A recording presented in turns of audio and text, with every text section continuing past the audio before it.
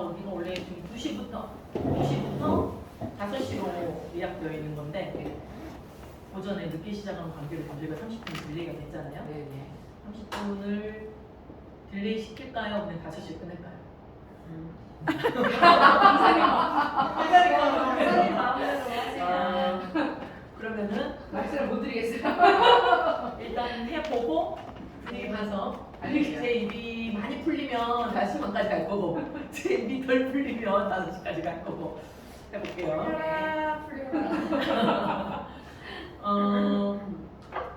아까 식사 중에 잠깐 이야기하셨겠지만 이 마지막 책은 그래도 많이만 이론이나 어떤 어려운 내용이 들어있는 게 아니고 에피소드 위주로 들어있어서 그냥 읽기는 쉬웠다 맞아요. 그렇게 말씀하셨고 또 내용 자체가 그냥 우리가 앞에서 강의했었을 때 언급했던 것들이 예시로 들었던 것들이 몇 가지 있어서 좀 반가웠고 아 이게 여기서 이런 내용이 나오는구나 이렇게 보셔서 제 책은 막 어렵지 않게 읽으셨을 건데 저희가 제가 이 책을 좋아하는 이유가 입문자들에게 처음에 이 페미니즘 여성주의에 들어오시는 분들에게 그냥 가볍게 생각해 볼 수 있는 거리를 제공하면서 이게 실제로 저희가 성평등 수업할 때는 굉장히 많은 사례로 이렇게 끌어다 쓰는 내용들이거든요, 실제로.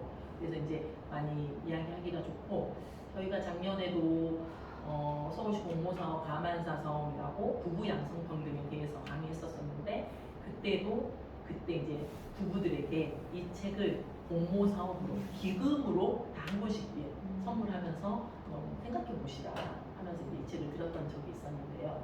여러분들도 앞으로 이제 강의를 하러 가시게 될 때 저희들이 기본적으로는 강의안을 거의 맥락을 잡아드리고 그것을 이제 기본 골격으로 하신 상태에서 선생님들이 만날 학생들과의 사안이나 대상에 따라서 어떤 식으로 조금 이렇게 바꿔야 할지 전환을 해서 사용하셔야 될 때 필요한 그런 가장 기본적인 에피소드들을 여기서 이렇게 끌어다 쓰시면 좋을 거니까 이 책은 기본으로 저희가 다 소장하고 계시는 게 좋을 듯해요. 그래서 이렇게 한 번씩 쭉 넘어가면 이게 앞에 차례만 봐도 차례 안에서 이 중에 어떤 게 내가 지금 이 수업을 하는데 좀 필요한 것이나 이런 것도 좀 볼 수 있겠죠. 이제 저번에 했던 그 모두를 위한 성평등 공부는 큰 굵직한 챕터로 그 주제가 7가지, 8가지가 있었잖아요. 그럼 예를 들면 저희가 디지털 성폭력 예방 수업을 한다. 그럼 그 안에서 디지털 성폭력을 한 챕터로 찾아서 쭉 맥락을 보시면 되는 거고 또 예를 들면 성적 자기결정권에 대해서 공부를 한다. 그러면 그것도 그 챕터를 보시고 이렇게 활용하시면 맥락을 쭉 잡아가시는 게 좋은데 이거는 이제 하나하나의 그 에피소드를 그냥 넣는데 사용하시면 좋을 거다. 이제 말씀을 안내해드리고 싶고요. 이 책을 읽으면서 그러면 선생님들이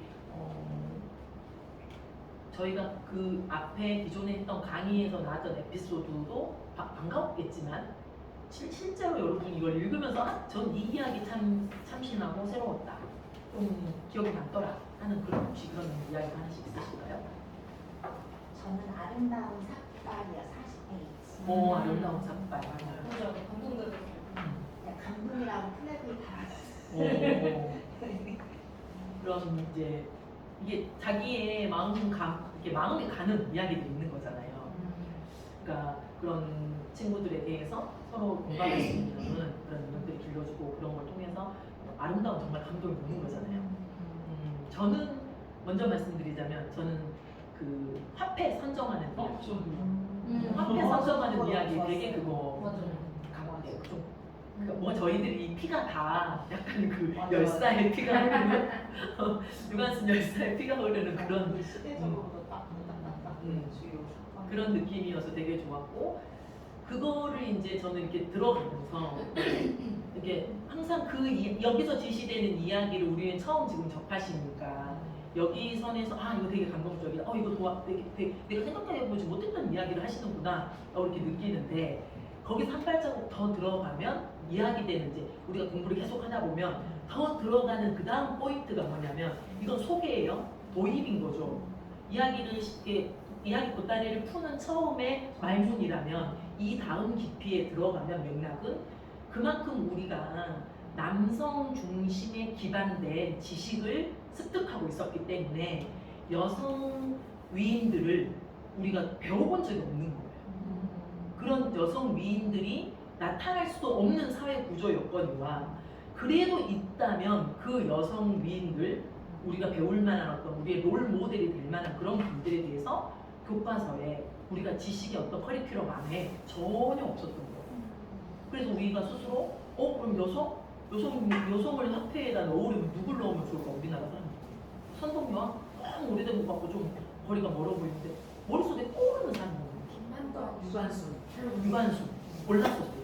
후보로 올랐다고 했죠. 김만덕 후보로 올랐다고 했죠. 근데 결국에는 신사임당이 가는데 이 신사임당도 조금 더 깊이 들어가면 남성들의 눈으로 봤을 때의 현모양처인 입장인 거잖아요.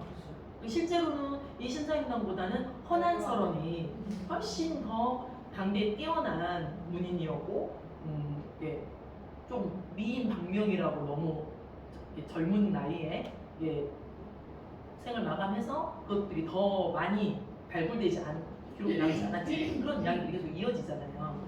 그런 부분들까지 우리가 볼 수 있는 눈을 좀 더 깊이, 그러니까 이 에피소드들은 그러한 이야기로 들어가는 시발점에 불과할 뿐이고 우리의 생각과 우리의 어떤 내용들은 더 깊어져요. 다른 분들은 어떤 거예요? 저는 당신도 혹시 젠더 박스에 갇혀있지 않냐는 거기에서 저도 그랬던 부분들도 기억이 있고 또 이제 공감 주제에 나오는 것에서는 불편한 질문에 정당한 답 찾기. 그러니까 불편하다는 이유로 부당함과 고통을 모른 현실 속에서 바뀌는 것은 없다. 우리의 공감 능력은 불평한 사회를 바로잡고 아픈 사람을 구하는 힘이 될 수 있다. 이 부분에서.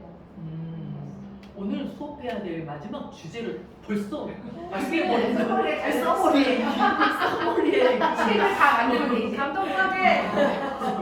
상황입니다. 수업을 할 게 없을 것 같습니다. 저는 사실 와지다 영화를 봤었는데 여기도 나오니까 네. 반갑더라고요. 그때 아무 생각 없이 그런가 보다 이러고 봤다가 지금 이제 보는 시각이 달라진 거죠. 아 이랬었구나. 눈이 생긴 거. 네, 그때 뭐 그런가 보다 했는데 그것도 그렇고 삭발레도 나왔지만 그게 유튜브에 짤 같은 거 보면은 미용사가 이제 왜 그래요? 그랬더니 제가 암이라서 머리를 잘라요. 그러더니 대화하니까 갑자기 미용사도 자기 머리를 그런 쇼츠가 있어. 자기 머리를 미는 옆에 있던 미용사 밀고 요즘에 그런 것도 있더라고. 캠페인으로 뭐 그런 것도 약간 그래도 전반적으로 많이 와닿고 젠더 박스 이제 옥문 박스, 맨 박스, 뭐 젠더 박스 이것도 이제 낯설지 않고 이제는 이거구나 이제 인식관이 좀 정립이 되는 조금씩 네. 만들어 조금 네. 건덕지가 생겨나는. 이해하면서 정립되는. 네. 그다음 지연 씨. 저도 아까 카페 얘기도 했고, 카페 얘기했으니까. 근데 사실 이 사진 있잖아요. 맞아. 그거 너무. 근데 뭐 많이 봤어요 근데 요즘. 그래요? 저는 사실 이렇게 공부하면서 그래 나도 이제 많이 양성 평등으로 왔다 생각했지만 이걸 딱 보는 순간 좀 받아들이니까 이런 그래서 아직은 아닌 건가? 아니면 모르겠어요. 그게 굉장히 저희들한테는 아직도 낯설고 되게 약간 멋있어서 내가 이렇게 아. 남자처럼 또 입을 수 있는 이 사람은 밑에 있는 하인 여자니까 저는 그러면 남자처럼 입을 수 있는 뭐가 있을까 그 생각했는데 근데 그거 쉬울 것 같아. 남자들. 근데 그건 오히려 쉽죠. 왜냐면 저희가 이게 그냥 바지 정장으로 그렇죠. 근데 여성들이 인식이 정장도 이 사람은 이렇게 했으니까 저도 인식 물론 외형적인 것만 바라보는 게 아니라 저도 약간 이렇게 전 젠더를 근데 이제 저만 보는 관점은 저런 사람들은 인플루언서잖아요. 그러니까 굉장히 그런 파급력이 크죠.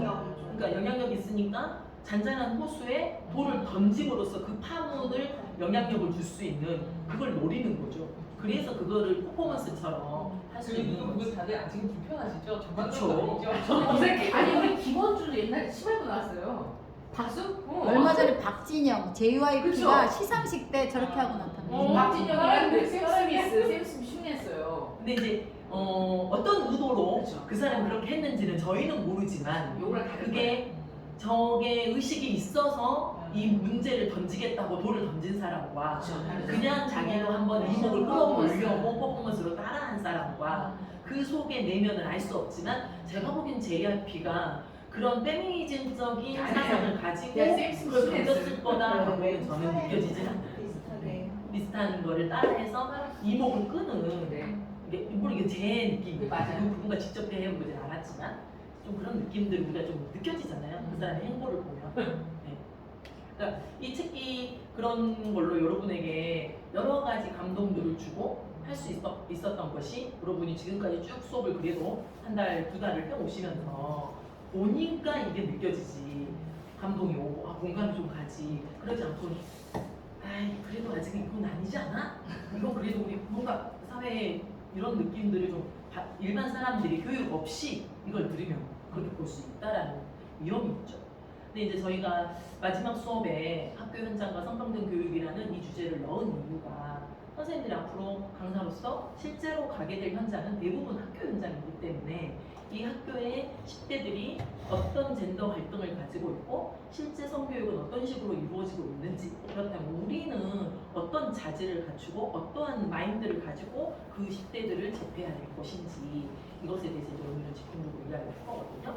그래서 처음에 일단 제가 이 영상을 넣을까 말까 하다가 조금 약간 결론적인 부분이 들어있어요. 이 내용 말미에. 그래서 앞에는 현재의 젠더 갈등의 10대들의 고민거리들에 대한 거리들이 나오지만 뒤에 약간 그런 부분이 있어서 그 뒷부분은 제일 마지막에 넣을까 이걸 처음에 넣을까 고민하다가 지금 처음에 보여드리는 건데요.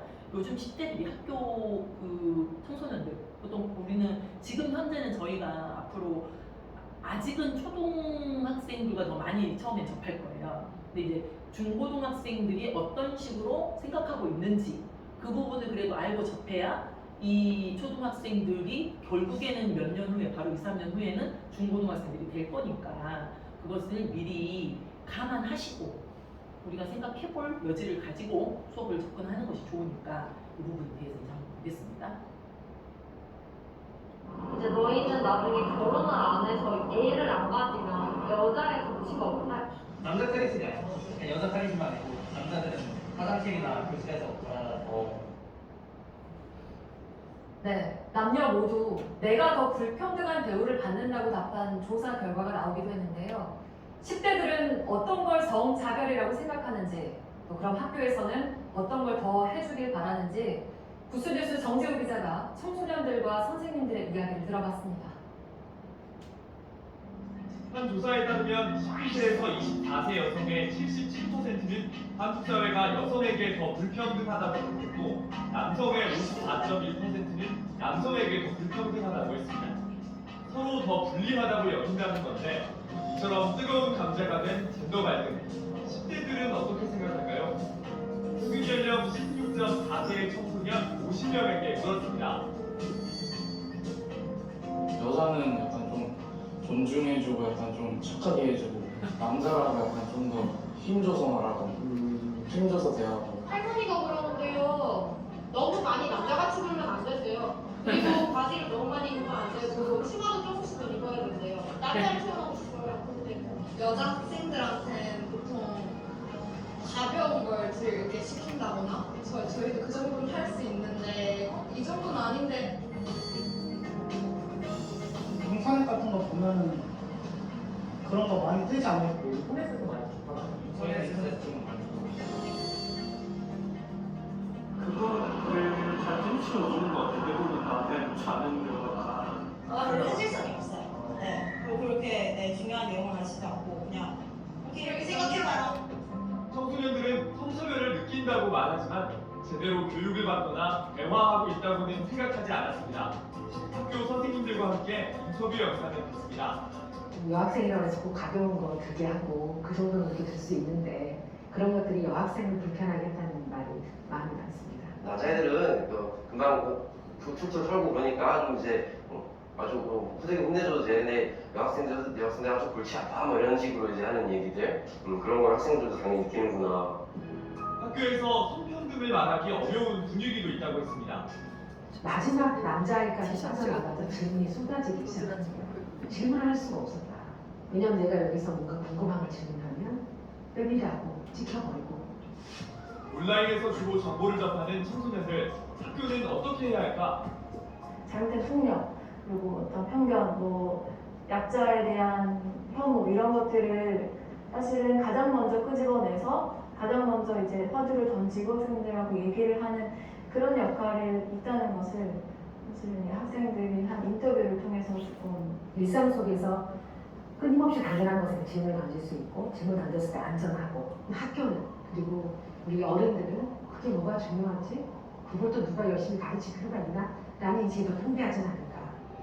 생활 속에 깊숙이 들어와 있는 차별, 가정에서도 중요한 건 대화입니다.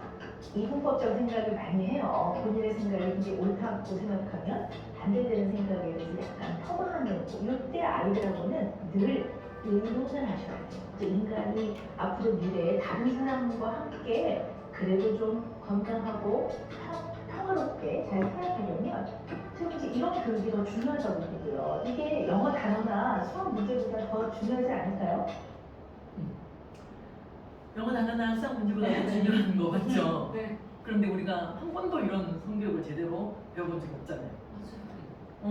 그래서 이 이제 성교육을 우리는 해야 되는데 우리가 이 성교육을 받아본 적이 없기 때문에 너무 뭔가 앞에서 해왔던 것들이 있다면 그걸 좀 이렇게 보고 따라하면 좋을 텐데 그게 없기 때문에 우리가 이걸 개척하는 과정인 거잖아요.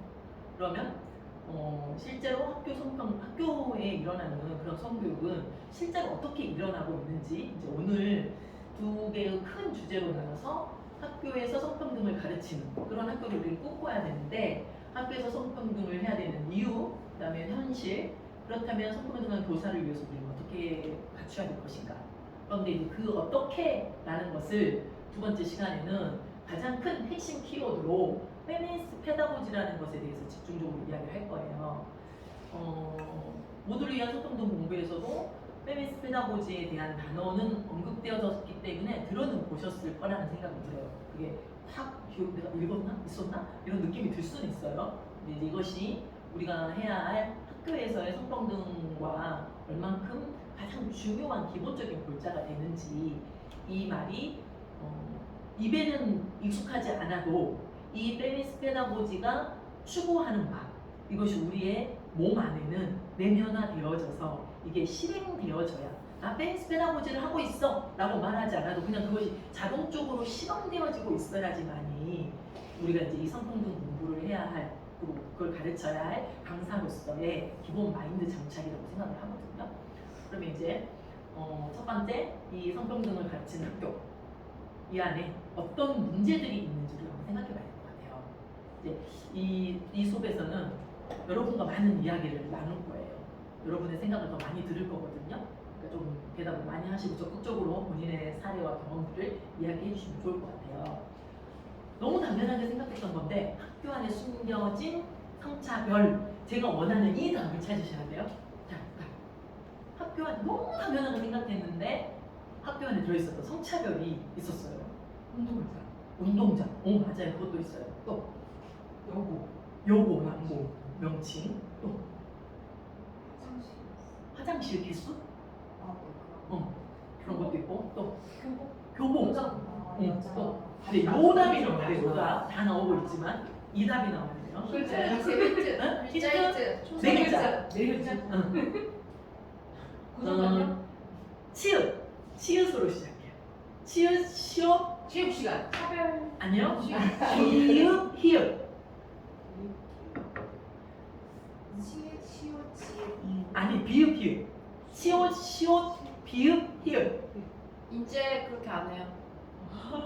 이제 그렇게 안 해요. 힌트예요. 요즘은 안 그러는 것도 많아요. 저 헷갈려 죽겠어요. 헷갈려 죽겠어요. 이제 이렇게 안 하니까 헷갈려요. 남자 여자 인원 쓸 때 너무 헷갈려요. 인원 쓸 때 너무 헷갈린대요. 출석. 아니 책상 생각해요. 책상. 출석 뒤에 뭐 붙어요? 뭐예요? 비읍. 출석부에 적혀 있는 거. 출석부에 어떻게 적혀 있어요? 출석 번호. 진짜. 출석 번호입니다. 이게 그거냐? 무슨 목표 아니 무슨 성차별? 저희 때 키대로 해가지고 남자 방송은 여자들은 키대로 남자가 1번. 오 남자 항상 여자가 괜찮고 6번이었어요. 여자 몇 번부터 시작했어요? 제가 항상 여자 중에 1번이었거든요. 그럼 몇 번부터 시작했어요? 17번. 나 63번. 60 아니까 여자가 시작하는 번호 17번. 예전 7, 80년대 51번. 요즘에는 내가 가나다 순으로 하는데. 요즘 가나다. 저 맞아요. 초등학교 때는 여자 뒷번이었어요. 아 진짜요? 그래서 제가 주사랑 여자가 여자 뒷번. 맞았거든요. 요즘에는 남녀 다 섞어서 해요. 제가 겪은 바로는 남자 먼저 그다음에 여자. 남자 먼저 남자가 여자 먼저 먼저 여자가 뒤에 있잖아. 그랬나? 나도 그냥 한 해는 남자 먼저 여자 다음 다음에는 짝수부와는 여자 먼저 남자 이렇게 하다가 이제 다 섞어서 가요. 네 맞아요. 우리는 그것에 대해서 그럼 여러분이 그렇게 앞에 남자 뒤에 여자 있었을 때 그게 성차별이라고 생각했나요? 그때는 뭐 아무 생각 없었죠. 지금은 아무 무슨 생각 같아요. 아무 생각 없지 않았나요? 당연한 거였잖아요. 그죠? 자, 그 당연한 생각에 대해서 언제부터 어떻게 이런 것들이 바뀌기 시작했나 아직까지도 바뀌지 않아서 이것이 사회 문제가 되고 있고 뉴스에 나올 정도의 어린 거. 넘어가면 안 되는데? 아이, 여기서 눌러야 되구나. 나 이렇게 세팅 안 했는데? 학생들의 출석 번호를 매길 때 남학생부터 시작하는 학교들이 아직 있습니다. 이런 관행이 성차별에 해당한다고 이게 10분여 뉴스일 거예요, 위원회가 아마. 다시 한번 판단했습니다. 하예빈 기자입니다.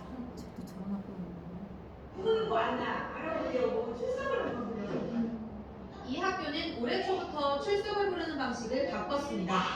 남학생은 1번부터 그리고 여학생은 50번대 이후 이 뒷번호로 학교는 올해부터 바꾼 겁니다. 10분여. 지금은 학생들의 이름을 가나다 순으로 나열해 번호를 매깁니다. 우리는 왜 51번부터예요? 라고 물었을 때 선생님으로서 이렇게 설명할 충분하지 않았다는 거죠. 우리가 관행적으로 생각하고 있었던 게 이게 좀 문제가 있었구나. 하지만 아직도 많은 학교에선 관행을 그대로 따릅니다. 이 학교 역시 남학생은 1번부터 여학생은 51번부터 출석 번호를 매겼습니다. 올해 3월 이 학교의 학부모가 성차별에 해당한다며 인권위원회에 진정을 냈습니다. 인권위는 남성이 여성보다 우선한다는 선입견을 학생들에게 줄 수 있기 때문에 성차별적 관행이라고 판단했습니다. 인권위는 지난 2001년, 2005년에도 같은 취지의 결정을 내린 바 있습니다. 인권위는 정부교육청에 결정 내용을 다시 전달하겠다고 밝혔습니다. JTBC 하혜빈입니다. 자, 이거 누가 이걸 의의를 제기했죠? 학부모가. 학부모가 그걸 의의를 제기했는데 뉴스 말미에 보면 2001년, 2005년에도 인권위에서 이것에 대해서 그렇게 판단을 내렸고 그렇게 학교에 공지를 했는데 시정을 하라고 명령을 했는데 2019년에 이 뉴스가 또 났다는 건 그렇게 공고했으나 시행이 안 됐다는 거잖아요. 그만큼 이 선생님들은 본인들의 편리, 그게 관행적으로 굳어진 그것을 바꾸기 어려워한다는 거예요. 선생님 분명히 뒤에서 말씀하셨잖아요. 헷갈려요. 힘들어요. 남자 몇 명인지 여자 몇 명인지 헷갈린단 말이에요. 이러면서 이것들을 안 바꾸려고 하는 선생님들의 굳어진 관행이 문제성을 전혀 못 느끼고 자기들의 편리에 의해서 그냥 이거 이대로 하려고 한다는 거죠. 근데 이게 왜 문제라고 뉴스에서 이야기했습니까? 남자가 먼저 여자가 뒤에라는 것은 항상 남자가 우선시되어지고 여성은 더 뒷전인 그런 결과를 무의식적으로 계속해서 답습하게 한다는 거죠. 그러니까 집에서도 아빠 먼저 식사하고 숟가락 들어야 엄마도 하고 뭘 하든지 간에 아빠 먼저, 아들 먼저, 그 다음 엄마 먼저, 딸 이렇게 가는 것이 학교에서 학습되어 온 과정이라는 거죠. 자, 그러면 학생들이 말하는 방금 전에는 학부모가 그거를 민원을 제기한 거잖아요. 그럼 학생들이 말하는 학교에서 이런 성차별이 심해요 라고 하는 거 여러분이 방금 말한 것 중에도 있어요. 무거운 물건. 어떤 약간 눈에 보이는 제도적인 거 중에 세 가지.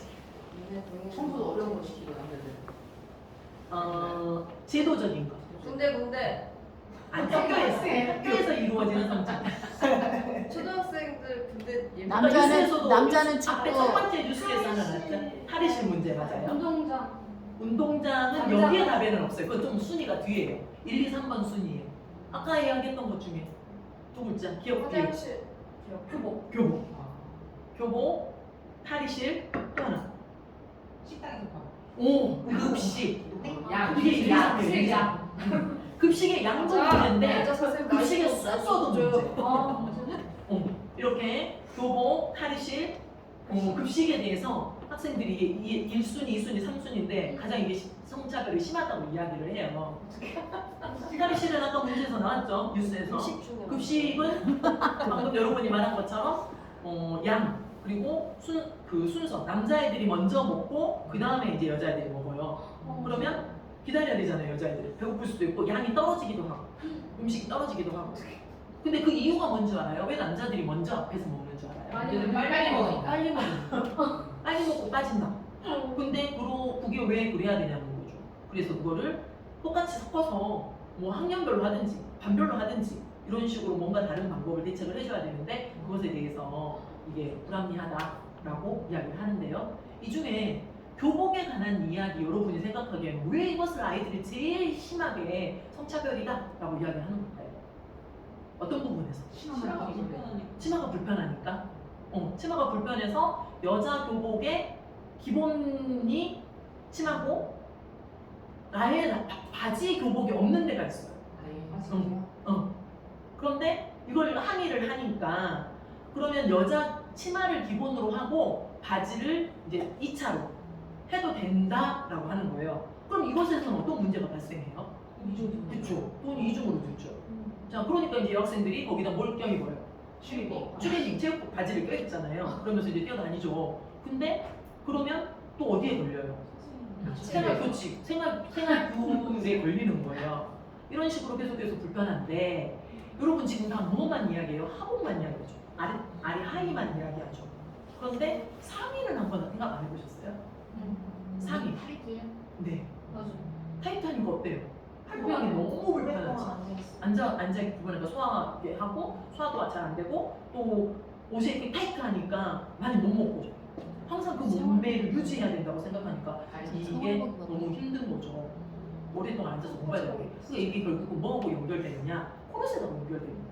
우리가 외모 강박, 외모 차별주의에서 배웠잖아요.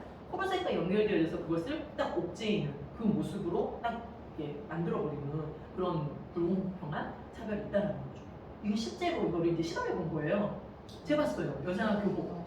97 사이즈예요. 어깨 넓이 40, 길이가 51.5에 가슴 둘레 48인데 이렇게 사이즈예요. 근데 이게 어느 정도의 사이즈하고 같냐면 초등학교 아니야? 맞아요, 정답이에요. 초등학교 5학년 사이즈의 면 티셔츠하고 보다 더 작아요.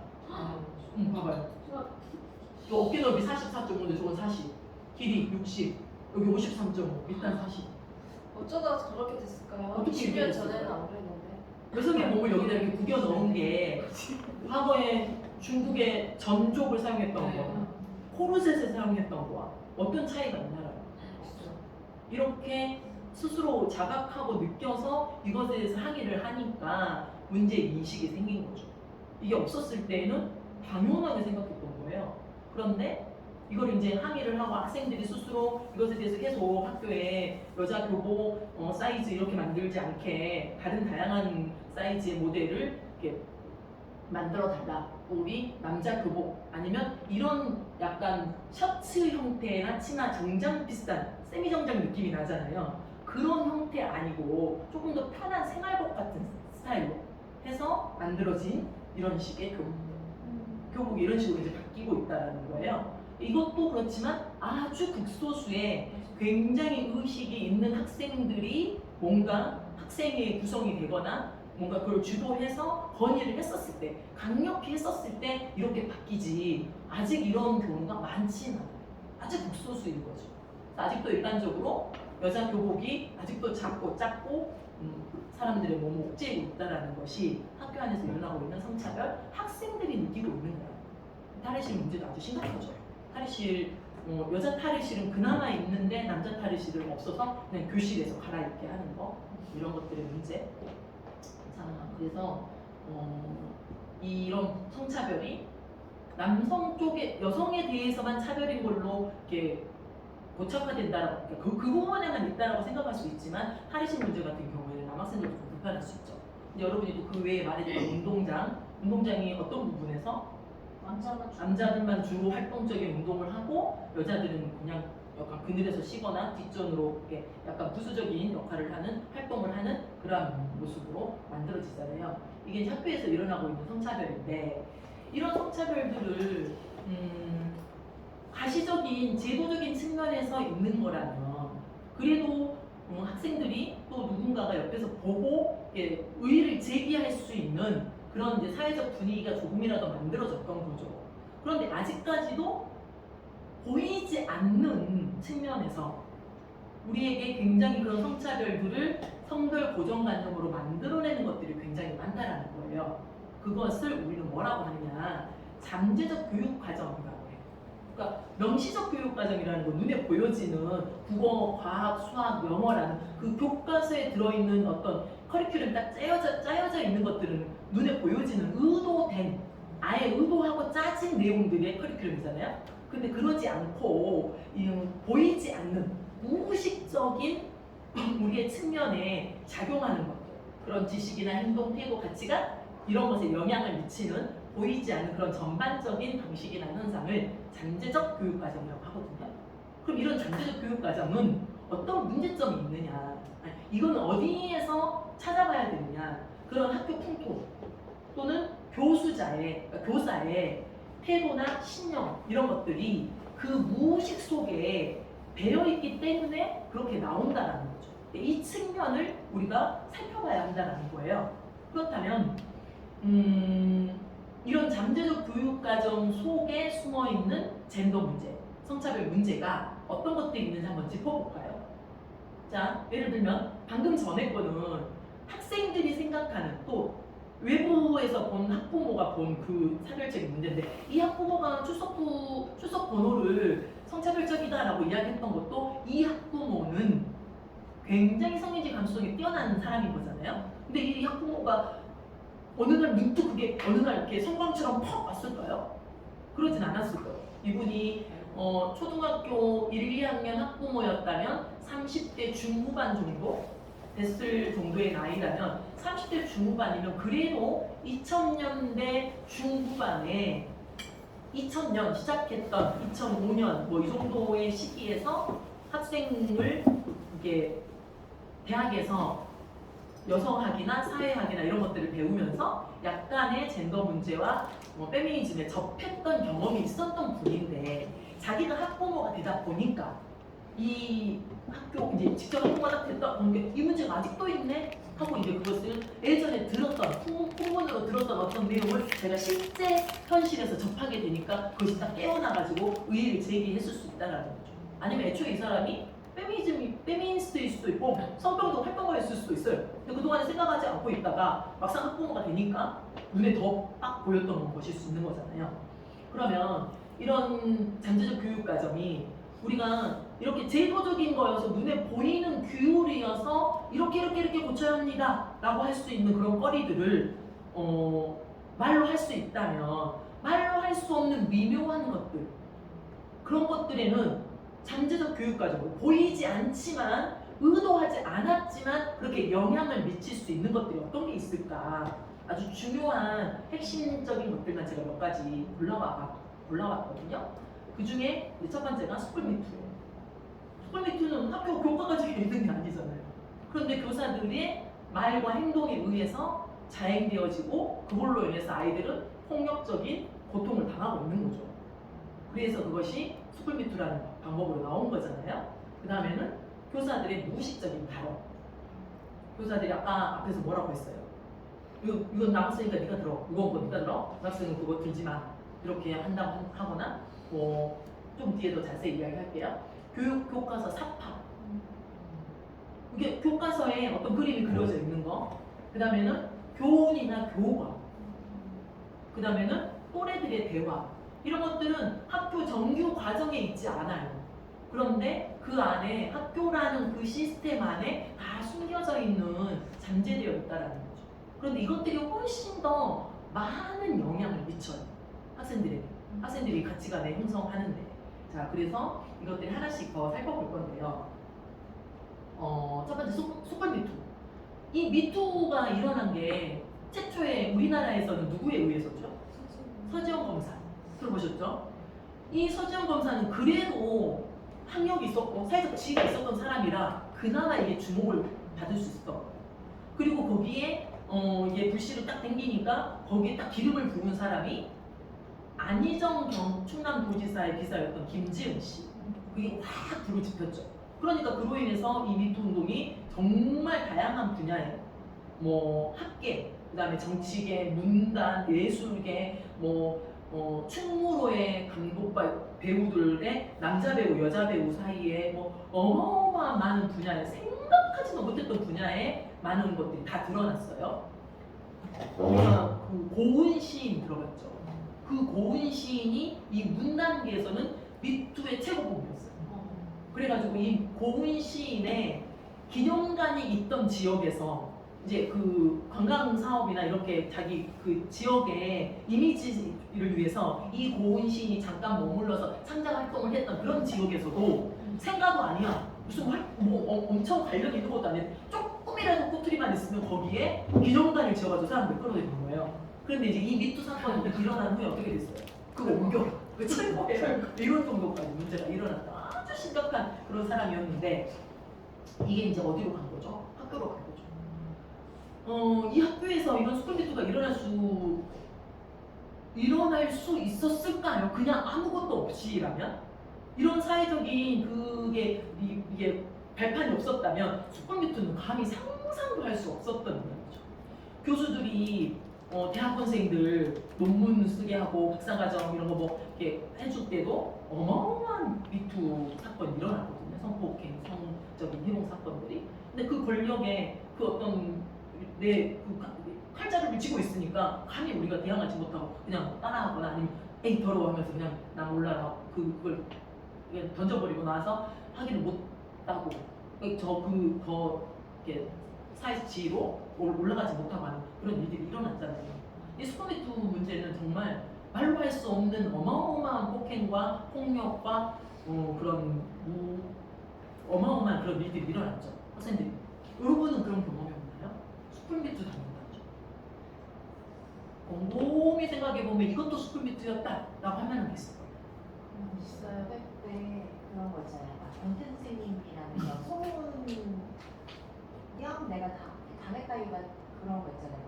약간 이렇게 애들을 체벌할 때 등간 불화 이런 데는 그래 이러면서 이렇게 저는 맨날 이렇게 당했어요 사실. 제가 어렸을 때부터 좀 키가 커가지고 좀 성숙했단 말이에요.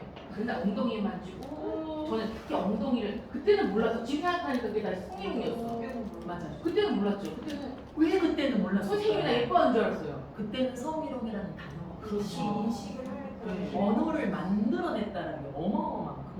우리가 인식을 했다가 또 어떤 다른 거 없었어요?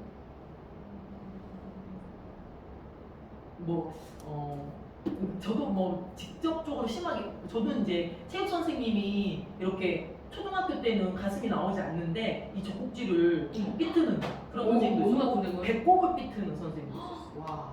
또 저는 대학교 때 약간 저희 교수님 실험실에서 이게 그 실험 도와주는 잠깐 그 도움 알바를 한 적이 있었는데 이제 단둘이 실험실에 있는 거잖아요. 그럼 괜히 말을 걸면서 그냥 말을 하는 게 아니라 이런 데 꼬집어요. 이렇게 신체를. 너무 싫은데 그걸 거부할 이게 몸을 빼죠. 이제 이야기하다가 그래도 그런 일들이 자연히 되지만 신체적인 접촉이 일어나는데 너무 싫은 거잖아요. 그건 그래도 다소 아주 미약한 거. 귀엽게 봐줄 만한 정도의 수준이죠. 이것도 칠금인지 잘 모르겠는데 저희 지금 생각해보면 중학교, 초등학교 3학년 때 나이 많은 여자 선생님이셨거든요. 근데 숙제를 안 했다고 애들을 쫙 세워놓고 몇 명을 세워놓고 바지를 이렇게 엉덩이를 이렇게 떼었어요. 근데 엉덩이 떼는 게 낫지 엉덩이 구분하지 않고. 구분하지 않고. 당했어 저도. 근데 이게 그거를 그냥 엉덩이 이렇게 떼는 게 아니라 바지를 벗겨가지고 팔뚝까지. 왜? 진짜 너무나 심각한 진짜 언니 딴 기억나나? 그죠? 까고 까고. 애들이 다시는 저런 숙제를 정말 해야겠다 이런 생각을 다 하고 근데 그 뒤로도 누구 신고감이 그쵸? 근데 그거 잘 미투예요? 그럼요. 근데 이게 남녀력이에요. 성폭력인데 제가 2000년에서 2005년 사이에 학원 강사로 있었을 때에도 학생들이 와서 한 이야기 중에 뭐가 있었냐면 자기 학교 선생님 중에 한 명이 바지에 손을 넣는 남자애들 바지에. 남자 선생님이. 남자 선생님이 남자애들 바지에 손을 넣는데요. 너무 싫대. 그건 어떻게 할 수가 없대요. 성기를 만지는 거예요. 성기를 만지고. 근데 그게 여자애들이 장난으로. 뭔가 야단치거나 뭐 할 때도 훈계를 현대 선생님 거죠. 애들이 막 선생이라고 와서 말을 하고 항의를 해도 학부모들이 항의를 해도 이게 안 되는 거예요. 그래서 이제 그 학교에서 몇 년 동안 쌓이니까 다른 쪽으로 전근을 시켰는데 그쪽에서 또 문제가 발생하니까 결국은 이 지역을 계속 뺑뺑 도는 거예요. 이 선생님. 근데 자르지를 못해. 그 당시에는 그것이 아동학대 성추행이라는 개념으로 발생하지 문제가 안 됐던데요. 그러니까 자기들끼리 위에 선에서 그래도 이 사람이 가장이고 그래도 이 사람이 생활인이고 그 사람의 삶이 있다고 생각하니까 자르지를 못하고 그냥 서로 자기들끼리 봐주는 거예요. 왜냐면 교장, 교감, 뭐 부장 이런 선생님들이 다 같이 자기들이 그 학교 라인이잖아요. 선배잖아요. 선후배 관계잖아요. 사대 출신, 교대 출신 막 이런 상태니까 서로 봐주는 거예요. 그런 일들이 너무 비일비재했던 거예요. 갑자기 생각나는 게 옛날에 생각났던 게 기간제 20대 남자 선생님이 애가 말을 안 듣고 컨트롤이 안 되니까 갑자기 자유행위를 했던 그거 아세요 혹시 그거? 선생님이 자유했다고. 그러니까 그 뉴스에 큰일 났었어요. 뉴스에 큰일 났어요. 60대 남자 기간제 선생님인데 학생 누가 말을 안 듣고 컨트롤이 안 되니까 본인이 너무 흥분해서 그 뉴스 나온 것 같아. 자기가 자유행위를 애들 앞에서 한 건데 그게 완전히 텔레비에 엄청 큰 나왔잖아요. 뉴스에 계속 나서 이중 내내. 흥분거리인데 자유행위. 그러니까 자기가 흥분이 되니까 발기가 되거나 거지. 자기가 너무 승질나니까 흥분이 된 거야. 승질나니까 흥분해서 자유행위를 하는 거를 애들 동영상 찍어서 그게 그대로 모자이크 처리돼서 뉴스에 나왔어요. 몇 학년? 고등학교. 아무튼 이런 선생님들의 골드같은 행동들이 스쿨 밑으로 이야기하려고 하면 저 벌써 여기 네 분 계시는데 우리끼리도 이렇게 흥분이 되는데 실제로 더 심각한 경우의 문제들은 얼마나 깊겠냐는 말로 할 수 없으니까 이게 이제 사건으로 터진 거고 그중에 이제 제가 이 스쿨 밑으로 이야기하는 것 중에 하나의 사건을 가지고 왔는데 교장 선생님이 전교생을 대상으로 이렇게 특별 교육을 할 때가 있잖아요. 또 이렇게 보충으로 들어가실 때 이제 가끔 그러실 때 이제 하는 언행들이 문제가 됐는데 이제 여기에 애들이 들고 일어난 거죠. 어마어마한 게 많은 이제 뭐 크게 막 신문에다 낼 수 없으니까 이렇게 했던 것들이 인스타에만 띄워지고 소문이 나기 시작해서 이제 뉴스 취재가 들어갔고 그 문제에 대해서 이제 이야기를 하는데 제가 이 이야기를 가져온 것은 뭐 이제 교장 선생님 이런 이야기를 했어요. 이거 자세히 보면 이 신문 기사의 제일 마지막 말미에 재발 방지 이렇게 그냥 내 거는 분명히 흐리게 나오는데 이게 보이거든요. 글씨가 재발 방지 요구에도 불구하고 이것이 이루어졌을까라는 문제. 이 뉴스의 제목은 이렇게 났는데 재발 방지 요구도라고 끝났잖아요. 그 뒤에 자세한 내용으로 들어가면 어떤 내용이 들어있느냐. 실제로 이렇게 학교에서 성추행이나 성폭력 문제가 발생하면 이것을 재발하지 않게 하기 위한 물론 사과는 당연한 일이지만 재발 방지 대책을 그 기간에 예를 들면 그러니까 성폭력 방지법에 이게 꼭 학교에서만 일어나는 법은 없으니까 어떤 기관이든 기관장이 대책 방지를 세워서 방지 대책을 세워서 그거를 여성가족부에 보고하게 되어 있어요. 이 문제가 발생하면. 그런데 실제로 그렇게 방지 대책을 세워서 보고를 한 기간은 몇 프로나 됐을까? 이 교장 자체가 지금 이런 운동을 했는데 대책을 세웠겠어요? 그런 위에 상급자 관리자들의 지도 그 마인드가 전혀 막혀지지 않는다는 거죠. 아까 선생님도 이야기하셨지만 그런 성폭력 예방 교육이나 성교육을 한다고 교사 대상으로 해도 그것이 불편한 선생님들은 나가신다고 조용히 일어나서 담배 피러 가는 척, 화장실 가는 척. 이 교장 선생님들은 더 화나는 거죠. 더욱 윗세대니까. 그래서 이런 일들이 방지가 되지 않고 계속해서 재발이 되고 있다. 스쿨미투 문제는 계속 끝나지 않고 계속 이루어지고 끝나지 않았다라는 것을 계속해서 운동하고 있고 캠페인하고 있다라는 거죠. 그래서 이 겨우 40%만 방지 대책을 마련하고 있는데 이것을 이제 국회의원이 다 전수 검사를 하고 그것에 대해서 이제 결과를 내는 거예요. 이 성평등 교육을 우리가 이 선에서 지금 잘하고 있는 거 아닐까? 전문가들이 다 각지에서 하고 학교 학교에서도 다 교장선생님들, 뭐 교육부에서 다 이런 대책들을 하고 있겠지. 가 들여다보면 아니라는 거죠. 자, 그렇다면 두 번째 내용은 교사들의 무의식적인 발언.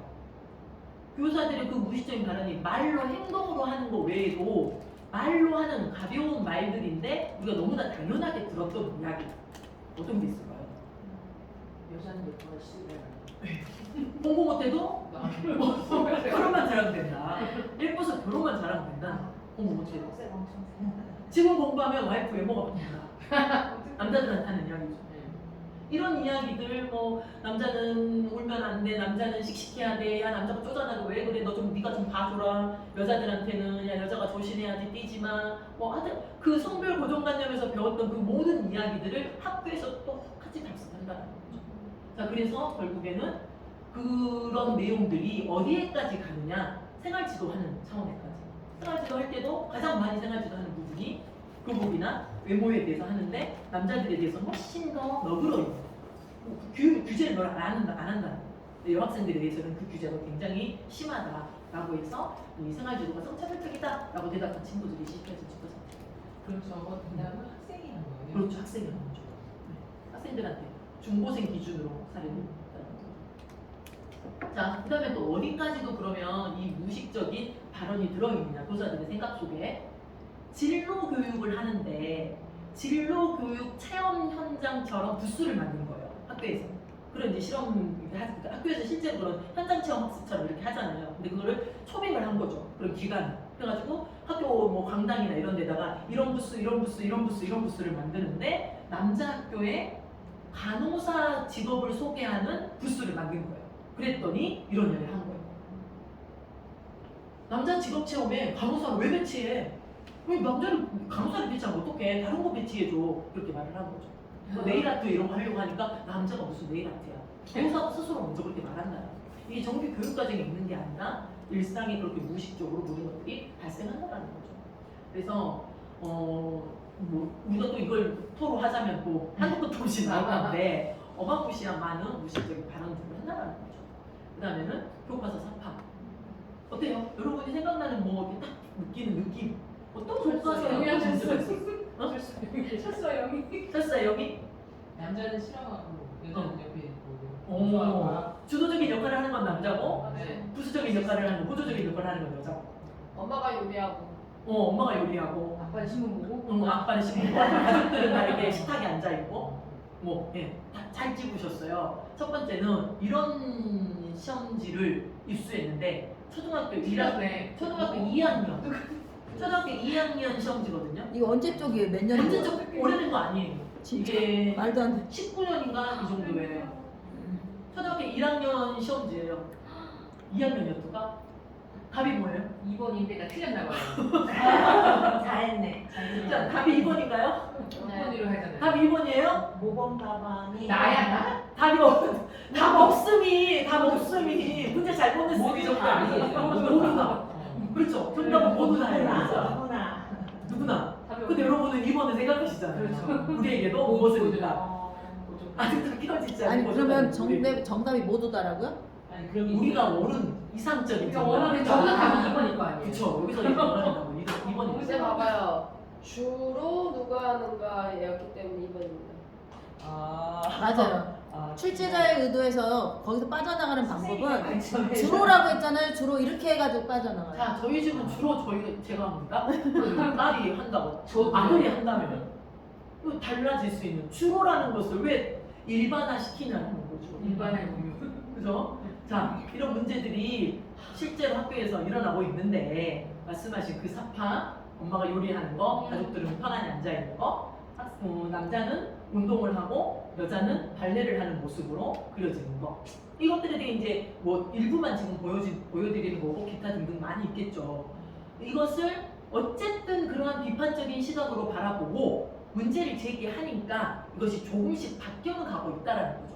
그럼 어떻게? 가족의 모습을 그릴 때 이렇게 아빠가 가위 깎을 수 있고 같이 오손도손 앉아서 가족 생활을 단란하게 할 수 있는 모습을 보여줄 수 있는데 아이들이 설거지하는 걸 도와줄 수 있는 이런 모습들을 보여줄 수 있는데 그림을 또 그렇게 고정적으로 그리는 것이 문제라는 거예요.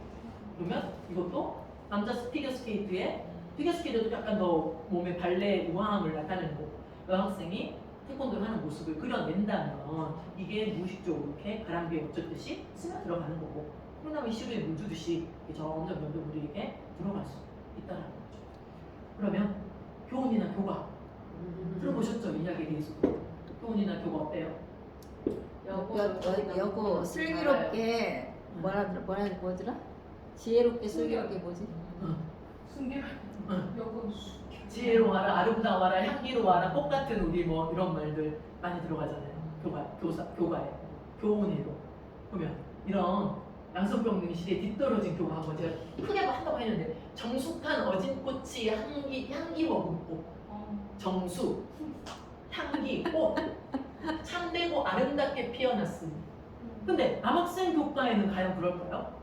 자, 이거를 대체적으로 다 많이 모아봤더니 남학교에서 주로 사용되는 언어들은 가장 많은 게 꿈, 도전, 용기, 미래, 능력, 개척 이런 건데 여학생 학교에는 배려, 아름답게, 나눔, 봉사, 사랑, 협동, 아름다워라, 뭐 존중, 순결, 착하고 이런 말들이 너무 많더라. 이게 우리가 배워야 할 학교에서의 공평함인가? 뭔가 다른 기저가 깔려 있다라는 것을 느낄 수 있고 캐치할 수 있어야 된다라는 것에 대해서 말을 하고 있는 거죠. 자, 그 외에 또래 대화의 부분에 대해서는 뭐 말을 할 것이 없을 정도로 많을 것 같아서 굳이 제가 여기서는 언급하지 않겠습니다. 이러한 잠재 교육 과정에 숨겨져 있는 이것들을 가장 큰 골자로 따져보면 교사의 태도와 신념, 매체의 전달 방식, 그 다음에 학교의 풍토 이런 것들이 크게 큰 골자로 따져봤을 때 이것들은 보이지 않는 것인데 실제로 우리가 교과서에서 배우는 내용은 어때요? 평등해야 된다. 아까 말했듯이 헌법 몇 조 딱 해가지고 나오고 학생 인권 조례 해가지고 딱 나옵니다. 모든 학생은 어쩌고저쩌고 해서 평등하다고. 그럴 때 이것은 이론과 실제는 다르다라는 이중성을 답습한다. 그래서 아무리 교과서에서는 이론적으로는 어떤 그 명제를 이상적으로 정의롭게 가르치고 이야기를 해도 실제 현실에 가서는 그렇게 따로 국밥처럼 따로 딴 행동들을 해버리고 그것을 별개로 생각하면서 행동한다는 거죠. 그래서 우리가 성평등 교육을 어떻게 할 것인가가 굉장히 중요한데요. 조금 더 깊이 현실을 들어가 봅시다. 자, 이 뉴스에서도요. 이 학교 현실이 어떠한지에 대한 학교 학생들의 입장, 조금 교사들의 입장들이 실제적인 학교 교육에 이루어지고 있는 현장의 그 교육 실수나 성교육 상황을 이야기하고 있습니다. 조금 더 보겠습니다. 나무가 있습니다. 나무를 남자라고 생각해 볼게요. 그럼 여자는 무엇일까요? 무엇을 생각하셨나요? 자, 무엇을 생각하셨나요? 꽃, 열매. 열매? 그 옆에 있는 나무. 그 옆에 있는 나무. TV? 너무 많이 걸음. 너무 많이 갔어. TV, 열매, 꽃. 와. 그 옆에 있는 나무. 어떤 게 정답일까요? 나무겠죠. 남자가 나무라면 여성도 나무인 건데 우리 분명히 생명나무, 선악나무, 나무라고 배웠잖아요. 되게 다시 들어보죠? 나무잖아요. 다시 처음부터. 자, 여러분에게서 이렇게 꽃, 열매, 테리 이런 게 나온다라는 거 잘못된 거예요. 우리도 이미 그거에 계속 답습되어 있고 우리의 무의식에 깔려있고 여성이 열등하거나 무언하지 못하면서 보조적이거나 부수적인 존재라는 것에 대해서 우리가 스스로 너무 많이 체득되어 있는 현실이에요. 그러니까 우리가 지금 이걸 배우는데도 놀라운 것들이 참 많잖아요. 정말 다 깨부시고 버리고 바꿔내야 내가 스스로 그렇게 되지 않고서는 절대 이 애들한테 이 교육이 그렇게 본질적으로 안 나갑니다. 진짜 힘들어요. 저도 이 교육을 하면서 3년 동안 진짜 그 전에 학생들을 가르쳤을 때 이 고민 조차가 없었고 그대로 저도 이게 폭력적이고 무의식적으로 그 성별 고정관념과 성차별적인 언행과 생각을 그대로 했죠. 아무런 비판 없이 근데 이걸 배우고 나서도 막상 하려면 말이 안 바뀌어 나와요. 말이 안 바뀌어 나와서 너무 힘들거든요. 자, 물, 땅, 햇빛? 답은 나무입니다. 방금 소개한 퀴즈는 한 성교육 강사가 실제 성교육에 활용해 크게 화제가 됐던 것입니다. 남자가 나무면 여자도 나무라는 이 당연한 생각, 어쩌다 놀라운 교육이 돼버렸을까요? 학교에서 배우는 성교육이 대체 어떤 수준인 건지 제보를 받아봤습니다. 5일 만에 약 1,300건, 역대급으로 쏟아진 제보들. 여자애들만 밤에도 놀이라고 하셔가지고 생리에 대해서 학교가 말하고 다니면 안 된다, 부정적인 것이다 라고 하셨어요. 남자는 본능적이기 때문에 여자가 짧은 치마나 바지를 입고 이러면은 본능적인 욕구를 제어를 못해서 너희를 다칠 수 있으니 성교육이 초중고 교육과정에 포함되어 있긴 하지만 그 내용을 오롯이 교사 대량에 맡기다 보니 벌어지는 일입니다. 그래서 아직도 별 발전 없이 난자와 정자가 만나는 이야기에서 한 발자국도 나가지 못하고 있는 거죠. 난자와 정자가 만나는 수정에 대한 비디오를 다시 볼 필요가 있을까? 아니요. 현재 교육과정에 따르면 성교육은 주로 보건교육과 기술과정 시간에 이뤄집니다. 하지만 중학교와 고등학교에서 보건교육은 선택 과목이라 학교에 따라 아예 가르치지 않거나 한다고 해도 형식적으로 이뤄지는 경우가 많습니다. 방송실에서 영상이나 이런 걸로 틀어주는 걸로 하지 형식적인 것 같아요. 매번 똑같은 주제로 진행이 되면은 감을 잡아나 수업에 전혀 집중하지 않고.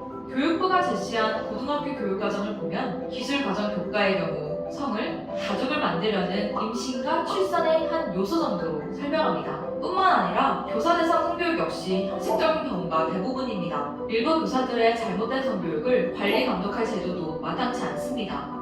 학교에선 여성가족부 성범죄 예방교육 표준 강의안에 따라 교원을 대상으로 최소 1회 이상 전문 강사 대면 교육을 실시해야 합니다. 하지만 이는 단지 권고사항일 뿐입니다. 여력이 없는 경우에는 이제는 보건교사분들이 등장을 하시는데 이 획기적인 가이드라인이 정하고 있는 게 아니다 보니까 이렇게 허술한 성교육이 벌어지는 와중에 학교 내 성폭력은 2017년에 비해 2018년 42.9% 급증했습니다. 지난해 스쿨미트를 이끈 학생들은 정말 제대로 된 성교육이 필요하다고 강조합니다. 성이 더 이상 어떤 누군가를 놀리거나 공격하거나 어떤 비웃음거리로 사용하질 것이 아니라 본인부터가 제대로 된 성인식을 가질 수 있는지 교육해야 된다고 생각합니다. 남자가 나무면 여자도 나무라는 너무나 당연한 내용이 놀랍고 새로운 교육으로 여겨지는 한국 성교육 현실. 스브스 뉴스는 올바른 성인식을 길러주는 성교육이 학생과 교사 모두에게 반드시 이뤄질 수 있도록 서명 캠페인을 시작합니다. 더는 성폭력으로 고통받는 청소년이 없도록 여러분의 마음을 모아 서명에 함께해주세요. 네. 이 성교육이 학교에서 보건교육이나 기술과정 교육에서 주로 이루어지고 있는데 그것도 중학교, 고등학교에 가면 이게 필수 교육이 아니라 그냥 권고라는 거예요. 그리고 전문 강사가 이걸 제대로 배워서 하는 게 아니라 그냥 재량으로 아니면 뭐 외부 강사를 투입하거나 비디오로 틀어주거나 영상 교육으로 끝난다거나 이런 식으로 획일화된 게 없고 그런 교사들의 인식, 이 무의식적인 발언을 하고 있는 그런 교사들의 인식을 바꿔내기 위해서도 엄청나게 많은 노력을 하지만 그것도 형식적인 것에 그치고 있다라는 것이. 그래서 아무리 이야기하고 아무리 시도해도 이것이 제도로 만들어진다 하지만 그것을 관리 감독할 기관이 특별했고 그 기관들에서도 이것을 전문적으로 다룰 수 있는 능력 있는 사람들이 없다는 거죠. 여성가족부에서 양평원을 만들고 거기에서 전문 강사들을 기르는 과정을 계속 커리큘럼을 만들어내지만 이것에 대해 불편한 남성들은 여성가족부를 폐지하자라고 하면서 성인지 감수성 예산이 너무 쓸데없이 들어가고 있다고 하면서 계속해서 그것을 막고 있는 거잖아요. 자, 그래서 이제 우리가 실제 학교에서는 교사들의 성인지 감수성이 어느 정도인가 그걸 알아봐야 할 문제인데 교사는 교대나 사대에서 그 전문적인 교육 과정을 통해서 양성되어지고 임용고시라는 것을 통해서 요즘 임용이 되잖아요. 그 가장 기초가 되어지고 있는 교대에서 어떤 사건, 그 교사가 되어야 될 교대생들이 어떤 생각을 하고 있는지 사건이 있었던 것들이 있어요. 앞에서도 언급된 부분들이 있지만 서울교대 풍경의 사건, S대에서도 그랬지만 서울교대에서도 이 사건이 일어났는데 이게 진짜인가 가짜인가 엄청나게 많은 논란이 있었지만 이게 가짜 인물이 없는 거고 이게 인스타에서 또 SNS를 통해서 계속 퍼졌을 때 그 내용이 실로 충격적이었다는 거죠. 예를 들면 보세요. 서울교대 어느 이렇군요. 또 이러면 안 되는데 그냥 이제 볼게요. 남자 대면식인데 남자애들하고 졸업생 선배들이 만나는 자리예요. 이 남자애들이 졸업생 선배들을 만나는 게 왜 중요할까? 임용고시를 할 때 소수가 나오죠. 이 교대생들이니까 아직은 학생이니까 소수가 나오고 또 학교에 갔었을 때 자기들 나이를 탄단 말이죠. 그래서 그 관계가 너무나 중요해요. 그래서 이 모임을 따로 갔는데 이 자리에서 무엇을 그 남학생들이 뭐라 그러죠? 실제 그 학교에 아직 현직 남학생들, 현직 학생들이 이 선배들에게 자발적으로 무엇을 했는가? 새내기 얼굴, 이름, 나이, 동아리 등 개인 신상이나 얼평 등 그것들을 PPT로 만들어서 졸업생 남자들한테 갖다 바쳤대. 자기들끼리 새내기 얼굴 넣은 자료 만들고 교통정리라는 명분으로 좋아하는 여자들을 돌려가며 말하게 했대요. 그러니까 교통정리가 무슨 뜻일 것 같아요? 너는 누구 좋아, 너는 누구 좋아, 너는 누구 좋아하니까 서로 겹치지 않게 몰빵해서 서로 사겨라 하면서 그 중에서 이렇게 가장 점수가 좋은 애는 위에 졸업생들이 또 건들고 이런 식으로 하여간 근데 그과 여자애들은 그 사실에 대해서 일도 모르고 남자들끼리 얼평하는 내용 써서 바친 거예요. 지금 선생하고 있는 애들까지 와서 그 자료 받았다고 해. 이게 지금 똑같은 내용이거든요. 이거는 3월 13일, 이건 3월 14일 이렇게 퍼진 거죠. 이렇게 계속해서 이런 식으로 SNS에 이 문제가 퍼졌고 그것이 뉴스로 남겨진 이 앞에 이 뉴스 헤드라인. 이런 식의 교대생들이 의식이 그런 상태인데 학교에 와서 이거 오래된 신문 뉴스 아니잖아요. 19년 4월 13일 역사적인 날인 거죠. 밝혀져야 되는 사건들이. 그냥 19년이면 지금 20대 중반 후반의 선생님들이 충분히 교단에서 이런 의식을 가지고 활동하고 계실 수 있다는 거예요. 그래서 여러분들이 실제로 학교에 가서 수업을 하다 보면 아주 드물지만 남자 선생님들이 계시거든요. 남자 선생님들이 그래도 초등에 배치되어 있는데 남자 선생님들이 계실 때 수업을 성경하러 가면 조용히 나가시는 분도 꼭 있어요. 절반은 있는 것 같아요.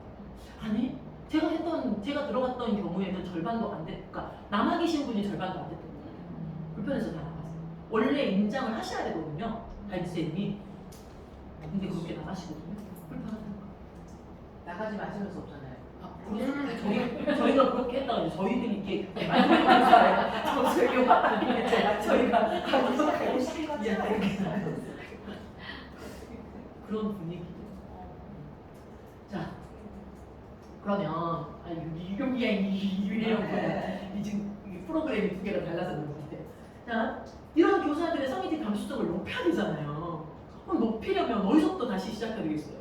그 교대에서부터 교육을 제대로 하는 게 그래도 좋겠죠.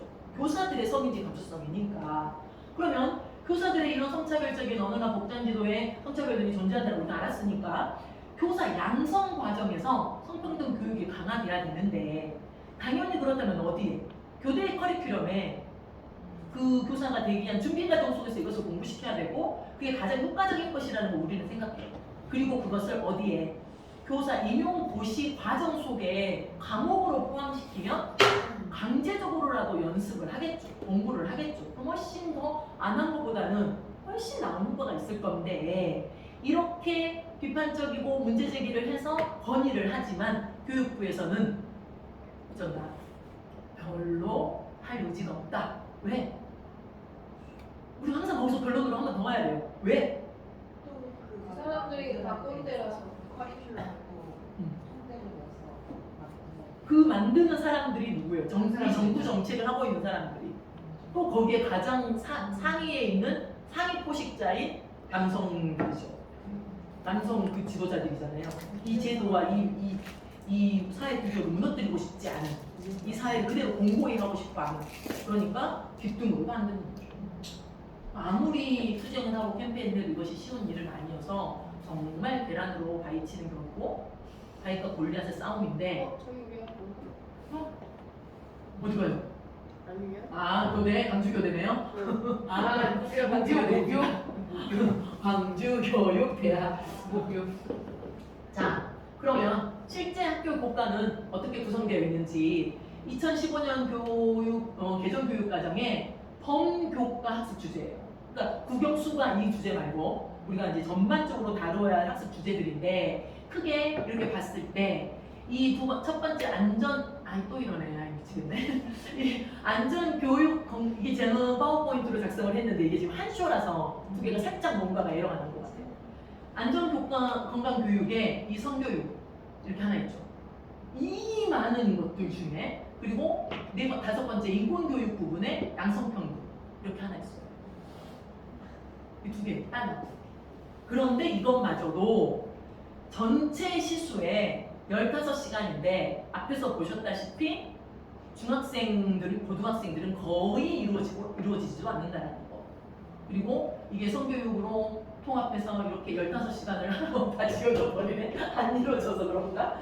이런 법적인 근거들이 쭉 있어요. 이렇게 해서 하고 있지만 실제로는 15시간 이상 학교에서 운영해야 된다라고 말은 해요. 그러나 뭐합니까? 실제로는 5, 6학년 분에서만 보건 시간에 17시간 한 학기가 17번, 17주 정도 되기 때문에 17번 한 주일에 한 번씩 17번 정도가 되는데 그 안에 약물 교육, 다른 신체 교육, 다른 건강 교육 할 게 많잖아요. 그런 내용이 많기 때문에 17시간 중에서도 실제로 성교육은 생물학적인 신체적인 성에 관한 월경몽정 이런 정도의 한 두세 번, 많아야 서너 번 이런 정도밖에는 포함되어 있지 않다는 거예요. 실제로 성평등, 인권, 성폭력 예방 이런 것에 대한 교육은 실제로 거의 전무후무하다는 거죠.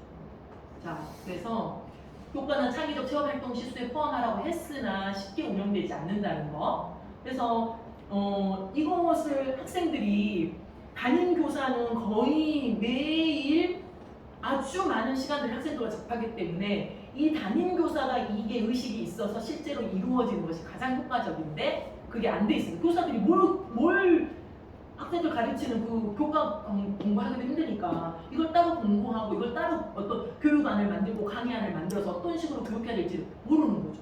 근데 대부분은 외부 강사를 투입하는데 이 외부 강사들이 이런 식으로 강당 교육을 하거나 반별로 들어간다 하더라도 반별로에도 낯선 선생님이 잠깐 들어와서 40분 하고 가시니까 이 40분은 성적과 시험에 상관없이 스트레스 받지 않고 머리를 좀 쉬어줄 수 있는 시간이라는 그런 느낌으로 그냥 반겨요. 그런데 이제 거기서 막 진중한 이야기, 막 진지한 이야기를 하면 애들이 이러면서 생각이 없이 또 몇백 내씩은 팍 보고 이러면서 이제 아주 힘든 교육을 하게 되는 거죠. 거기서 어떻게 애들과 흥미롭게 또 재미있게 할 수 있을 것인지에 대해서 우리는 많은 고민을 해야 된다는 거죠. 그러면 이런 학교 성교육이 이루어지고 있는 시점에 만족도와 그 만족도가 어느 정도인지는 왜 초등밖에 없겠어요? 만족도 조사. 초등만 했어. 중등 고등은 실제로 성교육을 거의 해본 적이 없으니까. 아까 그 뉴스거리에 나오지만 해보긴 하지만 실생활에 아무 도움이 안 돼요. 그냥 시간 때우기, 자기들도 그냥 머리 식히는 시간 이런 정도로 간다라는 거죠. 자, 만족도 보통이다. 자, 보통이다, 불만족이다 틀린 것밖에 없어요. 매우 좋다, 좋다, 보통이다가 아니라 보통이다, 불만족이다. 자, 보통이다, 내용적인 측면. 기억이 잘 나지 않는다, 자세한 것 같지 않다, 유익한 내용도 있고 아닌 내용도 있다. 매년 봤던 성교육이라 특별한 건 없다. 수업시간 모자라서 활동이나 동영상은 뺀다. 저도 실은 좀 그럴 수밖에 없어요. 40분 하려니 할 일이 너무 많아서. 그 다음에 너무 작다. 자, 흥미나 관심도 측면에서는 관심이 없는 내용, 자기들. 이게 자기에게 그렇게 그닥 필요한 것 같지 않은 거죠. 그래서 흥미가 별로 없고 집중이 안 되고 1년에 몇 번 안 하니까 이게 맥락이 없는 거예요. 갑자기 뜬금없이 툭 하고 그 다음 끝나가 한 것도 그 다음에 후속적인 그런 교육이 없는 거죠. 그리고 재미있긴 해. 또 관심이 가기도 해. 또 재미없기도 해. 그런데 이건 성교육, 신체 성교육 하다 보면 조금 부끄럽기도 해. 그래서 그걸 이렇게 가리고 보는 애들도 있어요. 자, 불만족이다. 현실적으로 도움이 되지 않는다. 실상에 별로 도움이 되지 않고 별로 와닿지 않는 내용이고 현실에 적용되지 않는 대처 방법을 우리 가르친다. 안 돼요, 싫어요, 하지 마세요. 이거 유치원생들한테 배우는 성폭력 예방 교육의 단골 멘트거든요. 근데 이게 가능한가요? 안 돼요, 싫어요, 하지 마세요 하면 안 하나요? 싫어요 하면 안 하나요, 성폭력범들이? 이걸 막아버리죠. 그리고 그 애들이 그 자리를 피하라고 하는데 피해지나요? 꼼짝도 못해요. 그러니까 이 교육이 누구의 관점에서 만들어지고 제작되는가? 누구의 관점에서? 남자. 남자들이 이 교육 관점, 남자 눈에서. 그러면 실제로 이 교육을 처음에 기획한 사람, 이 말 멘트를 만들어낸 사람도 진짜 남자였을까요? 여자였을 수도 있어요. 모르지만 여자였을 수도 있는데 여자가 그럼 왜 이걸 또 만들었을까요?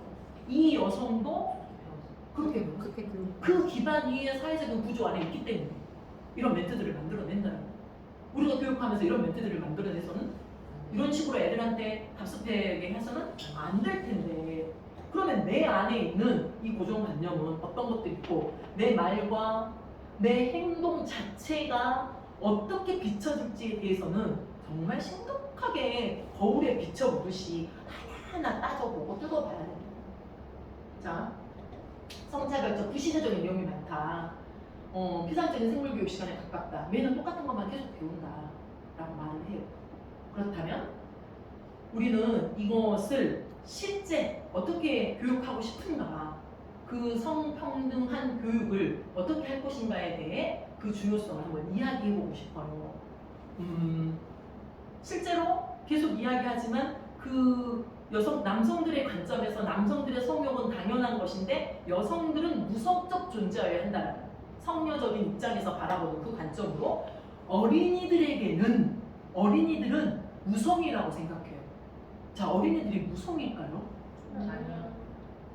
아니요라고 지금은 이제 정답은 말해요. 그죠? 근데 여러분 생각에는 어땠으면 좋겠어요? 무성이었으면 좋겠죠. 바람인 거죠. 그러나 실제로 사람이 그럴 수 없잖아요.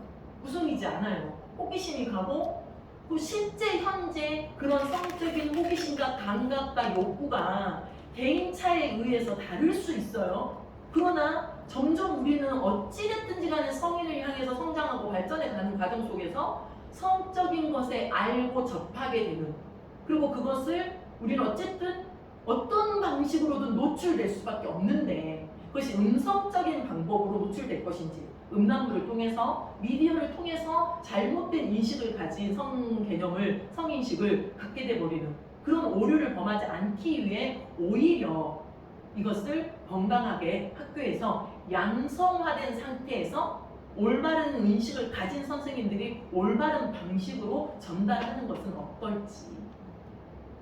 그래서 이 학교는요, 어떻게 보면 굉장히 양면적이에요. 왜요? 하나는 이 학교가 이 성차별을 양산해요. 우리가 이게 무의식적인 잠재적인 교육 과정에 의해서 성차별이 만들어지는 곳이고 그걸 배워지는 곳이거든요. 근데 어쩔 수 없이 우리는 어디에서? 학교에서 다시 또 교육으로 그것을 바꿔야 되는 거죠. 그래서 학교가 그 두 가지 양면성을 가지고 있다는 걸 아는데, 그래도 지금 현재 사회 제도교육 시스템 내에서 우리가 학교라는 것이 건재하고 있고 그 기능을 이용한다면 교육을 통해서 그걸 할 수밖에 없다는 거죠. 그래서 교사들의 성의적 감수성을 높여야 되는 것. 근데 현직에 계신 교사님들이 그럴 여력이 없고 그런 교육을 받지 못한 상태니까 우리가 더 그걸 두드려야 될 거라는 거죠. 자, 이런 학생들은 성이라는 감각을 가진 존재고 성적 권리를 제대로 보장해줘야 되는데, 이게 성적 권리라고 이야기하면 우리가 성적 자기결정권에서 이야기했듯이 성적 자기결정권 이야기하면 우리는 어떤 느낌 들어요? 그거 이야기하면 애들 문란해지고 즐길 권리를 주장하지 않을까? 염려하잖아요.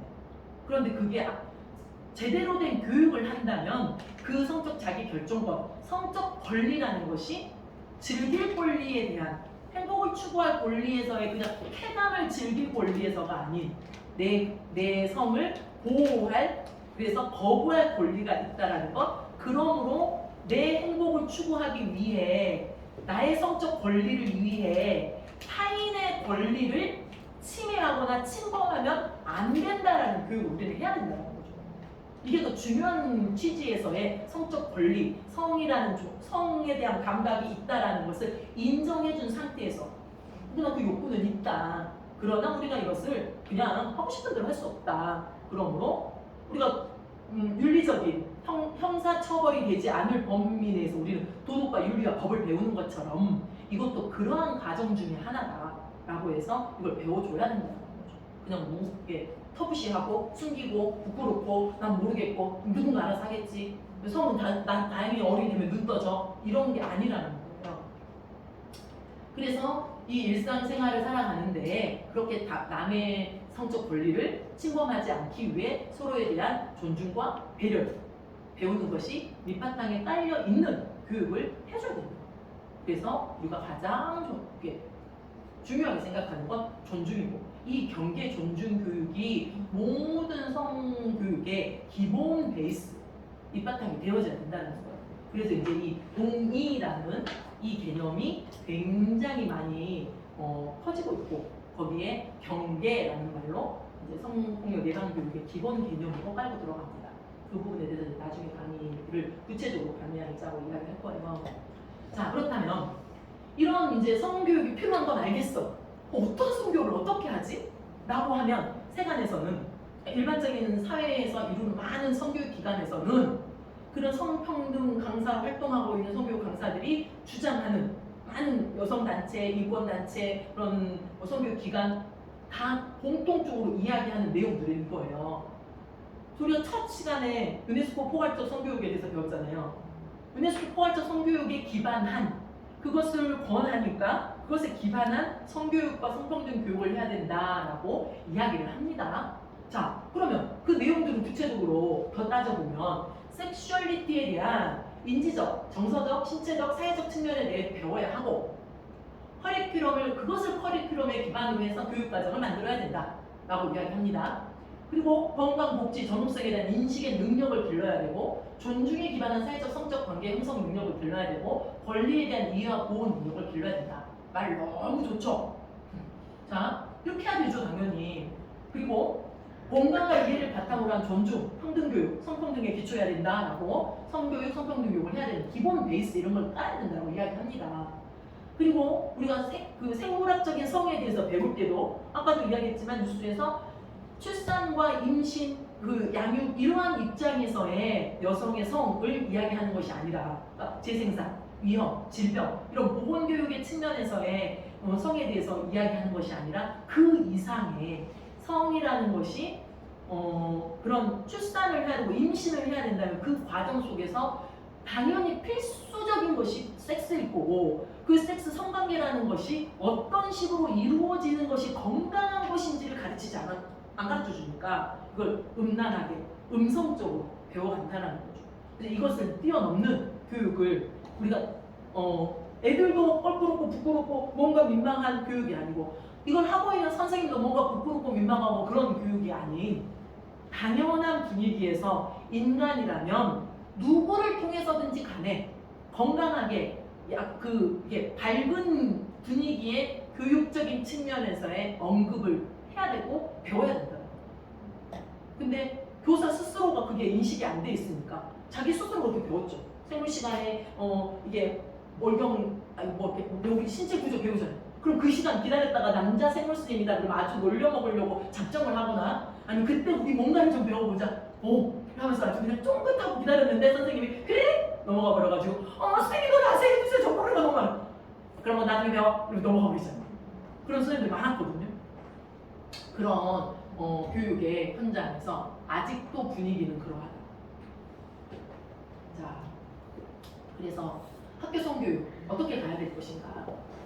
이런 것에 대한 엄청난 많은 의제기와 비판적인 사회적인 태도가 분위기가 있으니까 그래도 일선에 깨어있는 장학사님들이나 교육 전문가들은 이거를 교육 현장에 적용하고 싶어 해요.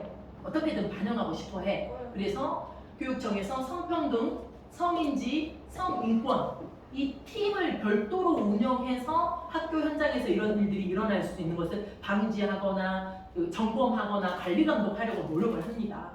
그리고 정부 혁신 과제로 이 포괄적 성교육을 도입하려고 이걸 검토하고 있어요. 첫 교시에 했던 이 포괄적 성교육 혁신면을 여러 가지 있었잖아요. 자, 여기서 우리는 세상에 많은 좋은 이 공부의 과정들에 우리 안에, 우리 섭리 안에서의 비판적인 또 의식이 있어야 되는 거잖아요. 이게 이거 좋은 내용이네 하고 다 그대로 무조건 따라할 수는 없는 거니까. 그래서 이 비판적인 눈을 가지고 이 이야기를 봐야 될 텐데요. 여기까지는 이제 학교의 전반적인 분위기예요. 가장 간략하게. 자, 여기서 제가 왜 여기서 잠깐 이 비판적인 눈을, 섭리적인 비판적인 눈을 가져야 된다라고 했느냐. 제가 앞에 과정에서, 앞에 페이지에서 이 포괄적 성교육이라고 이야기할 때 제 어감이 어땠어요? 별로 좋지 않아요. 뭔가 있는데 여러분이 첫 차시에 1주차에 포괄적 성교육에 대해서 이야기할 때 읽어보라고 하셨을 때 교육하고 남는 의식은 어땠어요? 해야 되는 건가 보다, 그런 게 있나 보다 했어요? 아니면 거기서 강력하게 이게 무언가를 비판해야 돼, 비판적인 게 분명 있어 라고 이렇게 딱 이게 전체적으로 이런 윤곽인데 이런 부분은 좀 깊이 들여다봐야 되겠네? 라고 생각하셨던 게 있었어요. 그때는 첫 주차는 아무 생각 없이 그냥 들었죠. 뭔 이야기 하는 거야? 했을 거예요. 죄송합니다. 아니에요. 선생님 탓이 아닌 거죠. 아무리 그때 강조했더라도 쌤 기등에도 안 들렸을 거예요. 그게 뭔 말이지? 했을 거예요. 자, 그러면 이 포괄적 성교육에 대해 사회적으로 굉장히 뜨거운 감자예요. 굉장히 뜨거운 감자인데 왜 뭐 때문에 뜨거운 감자일까? 섹슈얼리티. 정답입니다. 우리가 얘기하지. 빨리 쓰지 빨리. 분명 쓴 말이야. 거칠을 좀 하려고 하는 벌써 줬어요. 저희는 아직 자, 이 포괄적 성교육에 대해 반대하는 사회적인 논란은 아주 뜨거워서 각계 단체에서 교육단체, 기관과 그에 관련된 조금이라도 이렇게 다리를 얹고 있는 단체에서는 이 문제에 대해서 굉장히 이렇게 심도 있는 토의를 하고 있어요. 대부분 플랜카드의 제목이 뭐예요? 포괄적 성교육의 문제점과 대응과 대응한다라는 건 뭔가 이 문제가 있으니까 뭔가 대처를 해야겠다는 소리지. 좋아서 이걸 권장한다 이런 분위기가 아닌 거잖아요. 그럼 이들은 무엇 때문에 왜 어떤 입장의 사람들이 여기에 모여서 이렇게 당당하게, 포부도 당당하게 얼굴을 드러내고 이런 얘기를 하고 있을까요? 다 어떤 입장? 이 사람들은 뒤에 이 사람들의 얼굴을 제일 마지막에 얼굴을 닦아보면 다 기독교 단체, 기독교인들이에요. 겉으로는 그냥 교수, 어떤 여성 인권 단체, 교육 단체, 교육기관 이렇게 보이는데 이 뒤에 가장 마지막 기저에 들어있는 베이스는 기독교인들이에요. 그럼 이 기독교인들은 그래도 사회 각지에 굉장히 많은 영향력과 사회적 지위를 가지고 이미 그것을 이룬 사람들이 사회에 많이 포진되어 있으니까 각계에 이렇게 있고 그 사람들이 자기들끼리 입을 모으는 거죠. 그렇게 입을 모아서 유네스코 포괄적 성교육 이렇게 문제야 라고 해서 계속 이렇게 토론 학술대회를 하고 있는 거예요. 그러면서 뉴스에 신문에 빵빵빵 터뜨리면서 빡하게 엄청나게 큰 이제 막을 세우고 있는 거죠. 가장 선두에 서서. 그러나 자기들의 정체성을 기독교인이라고 말하고 있지는 않아요.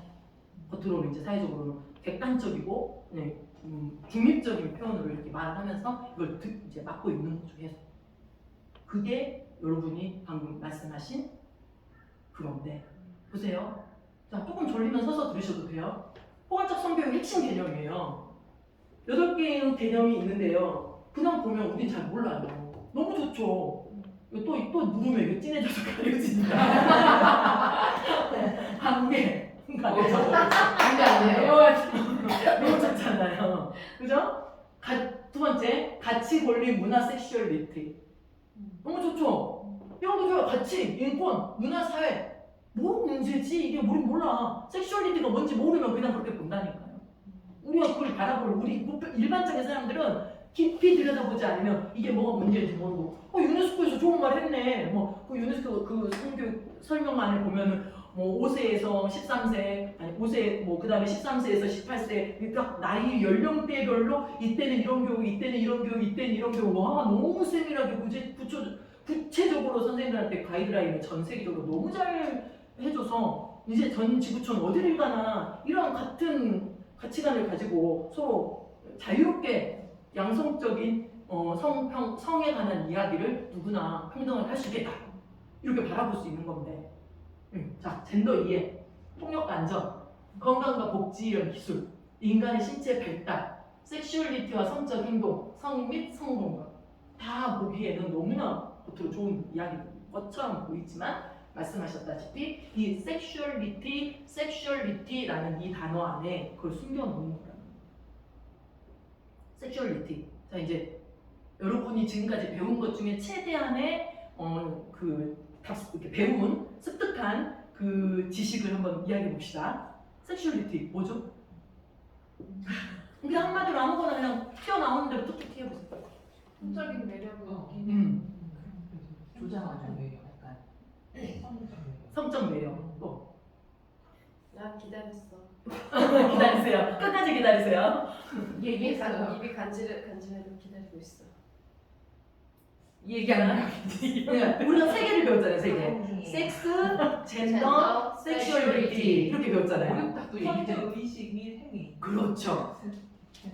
성적 의식 및 행위. 그러니까 그거를 표현을 하려고 막 속으로 아니 그걸 뭐라고 그러고 말해버릴까요?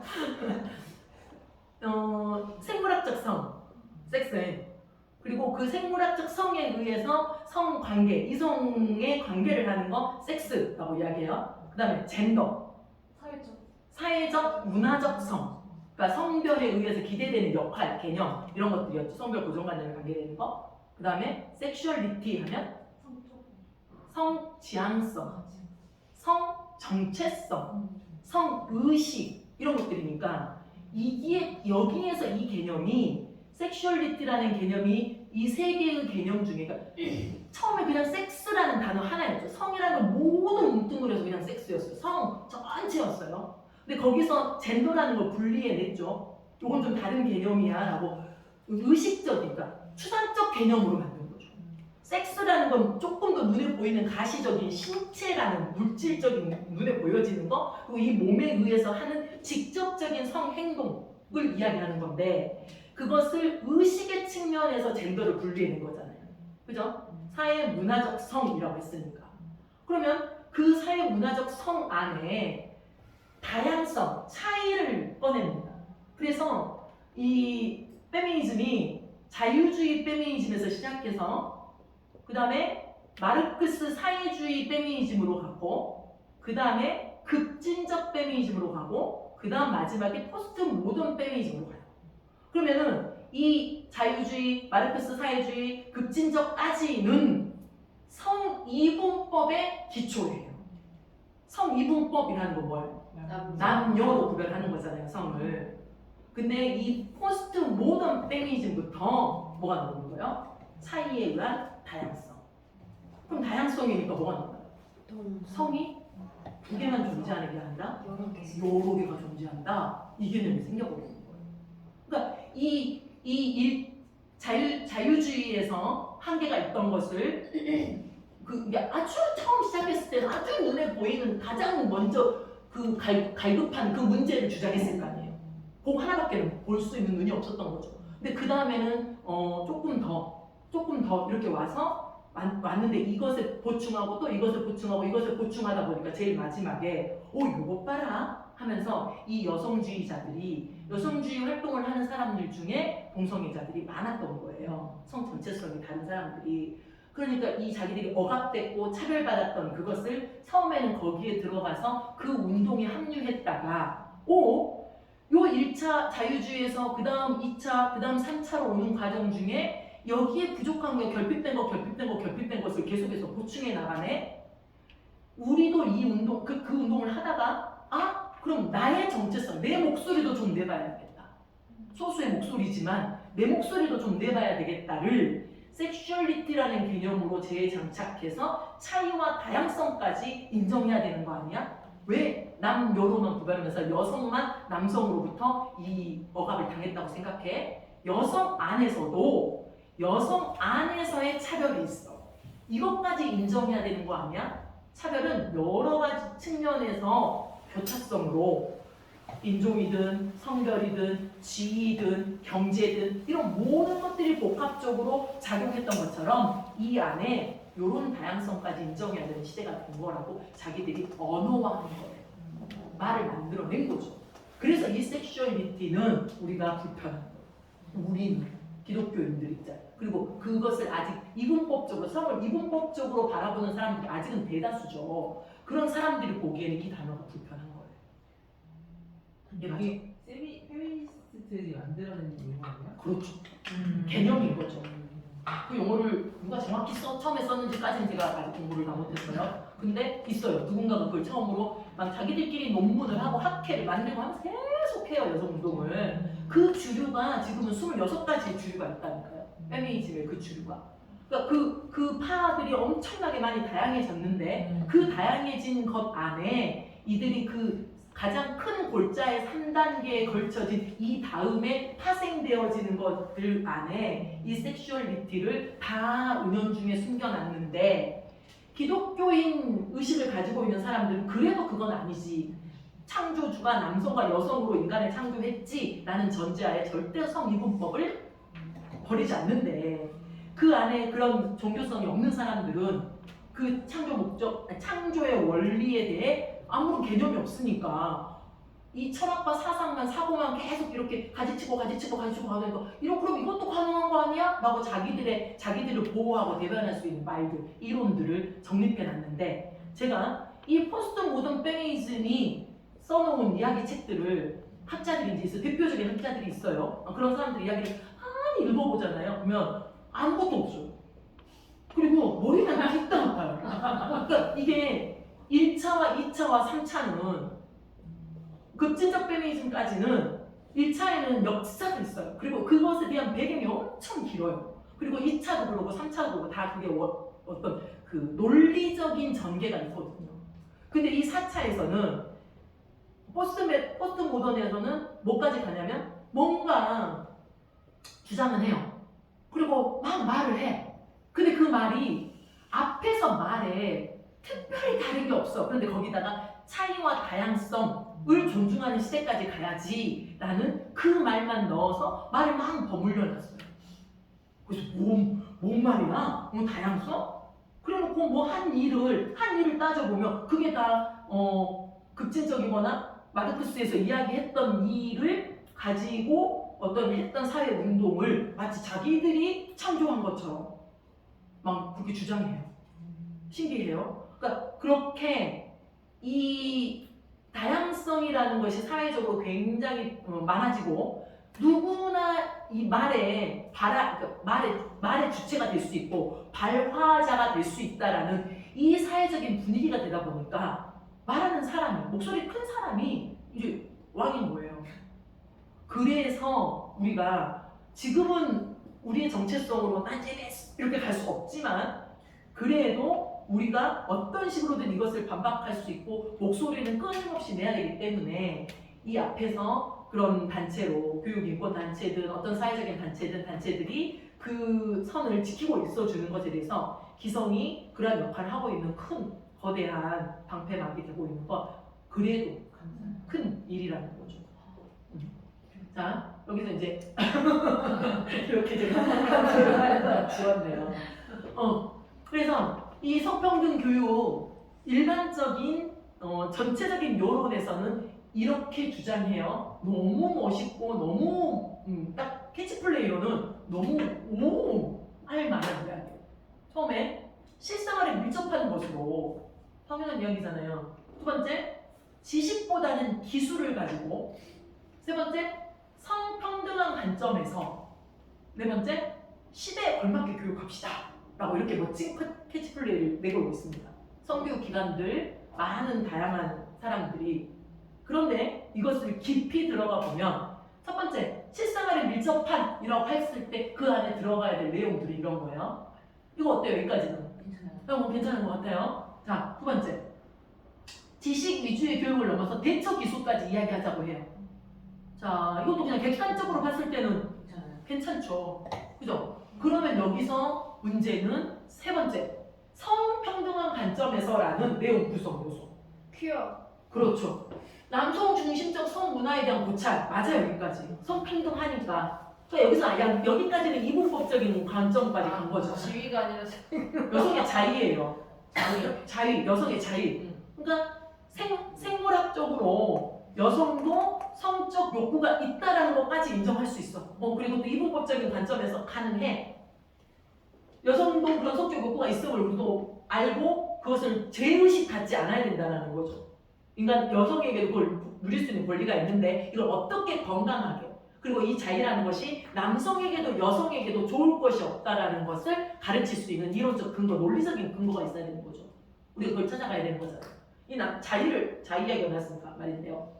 자유는요, 쾌감을 느껴요. 쾌감을 느끼는 것에서는 행복을 추구할 권리라고 볼 수 있으니까 성적 권리일 것 같잖아요. 그런데 이 자유도 결국은 뭐와 같다냐? 중독과 같아져요. 문제는 중독이라는 건 항상 어떤가요?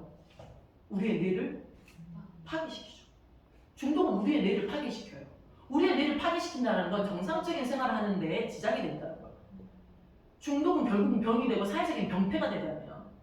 나뿐만 아니라 주변에까지 그런 영향을 미치니까. 그래서 이 여성의 자유, 남성의 자유라는 것은 그냥 개인적인 차원에서 이것이 가면 이건 성적 쾌락을 즐길 수 있는 권리가 있으니까 라고 가는데, 이 자유가 결국에는 건강하지 못한 모습으로 발현되면서, 중독이 되면 그렇게 발현되면서 음란물을 보면서 자유를 하게 되고 그것을 자극받아서, 왜 내가 계속 쾌감을 느끼고 싶은 거예요. 이 쾌감을 계속 자극하고 싶은 거예요. 너무 우울하고 재미없고 뭐 복잡한 세상 편하게 살자 하면서 복세편살 이야기하는데 그 쾌락을 주장하다 보니까 계속 그걸 추구하는데 그게 죄의식이 없이 자유는 할 수 있는 거야, 누구나 하는 당연한 권리야 라고 그냥 편하게 이야기하면서 세상 교육에서는 그냥 엄마가 휴지, 각티슈 넣어줘야 되고 이런 이야기를 한단 말이죠. 근데 결국은 이것이 뇌를 망가뜨리는 중독에 가고, 그것이 결국에는 음란물로 인해서 계속적인 자극을 받아야 되고, 이 자의 쾌감이 끊이지 않기를 원하는 거예요.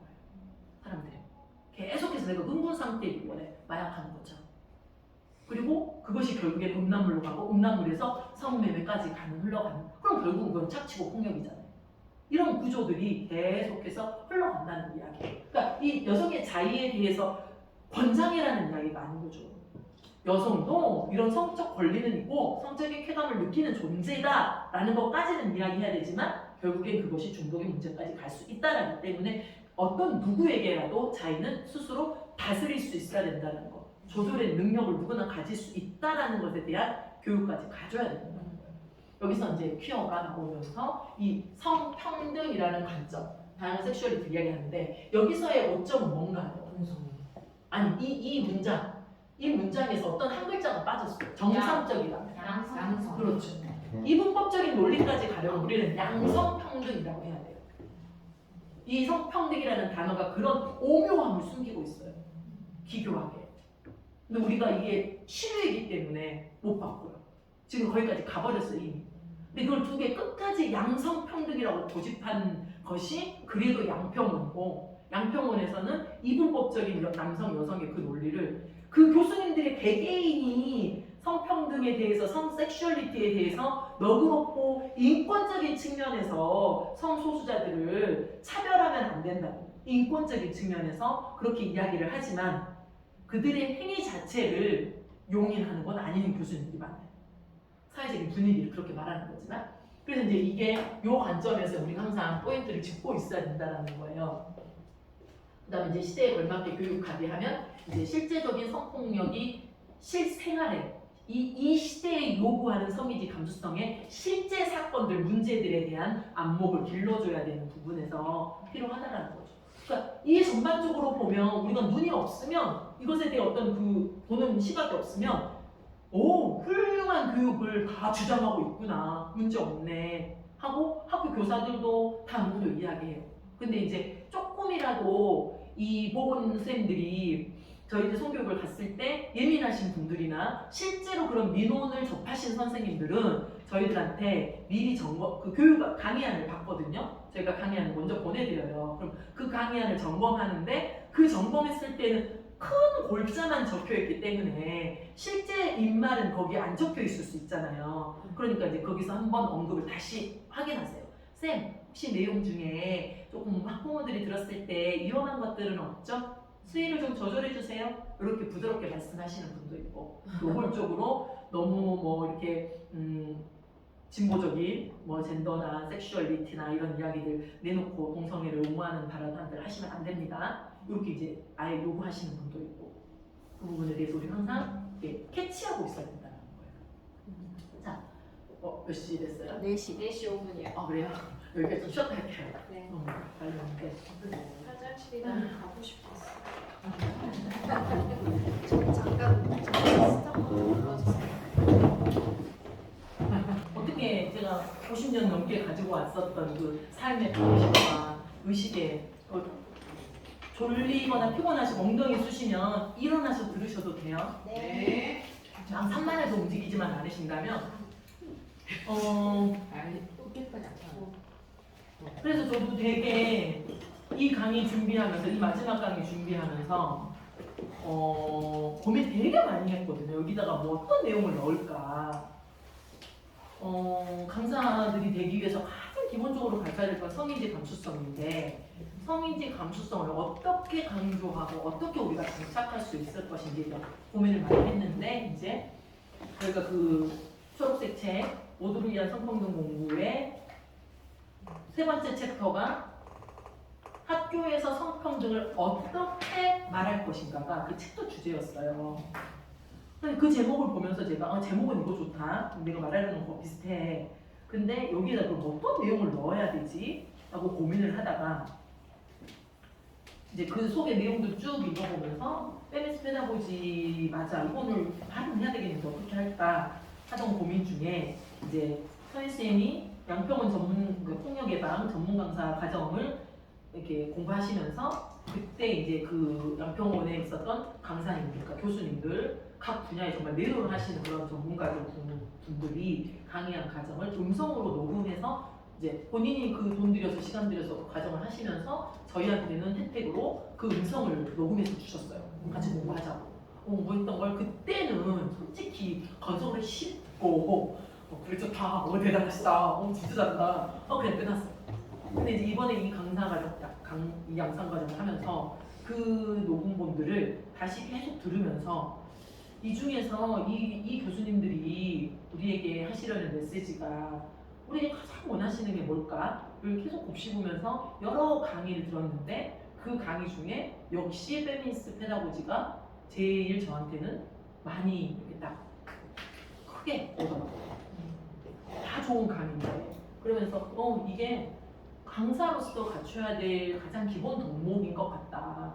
나도 쉽지 않고 여러분들은 아예 지금 감도 잡히지 않을 이 페미니스트 페다고지에 대해서 이야기를 해보자 라는 생각이 들었어요.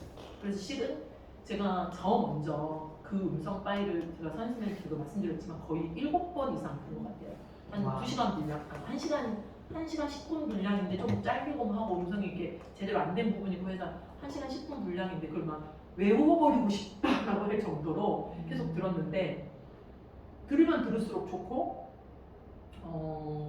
들으면 들을수록 어렵다.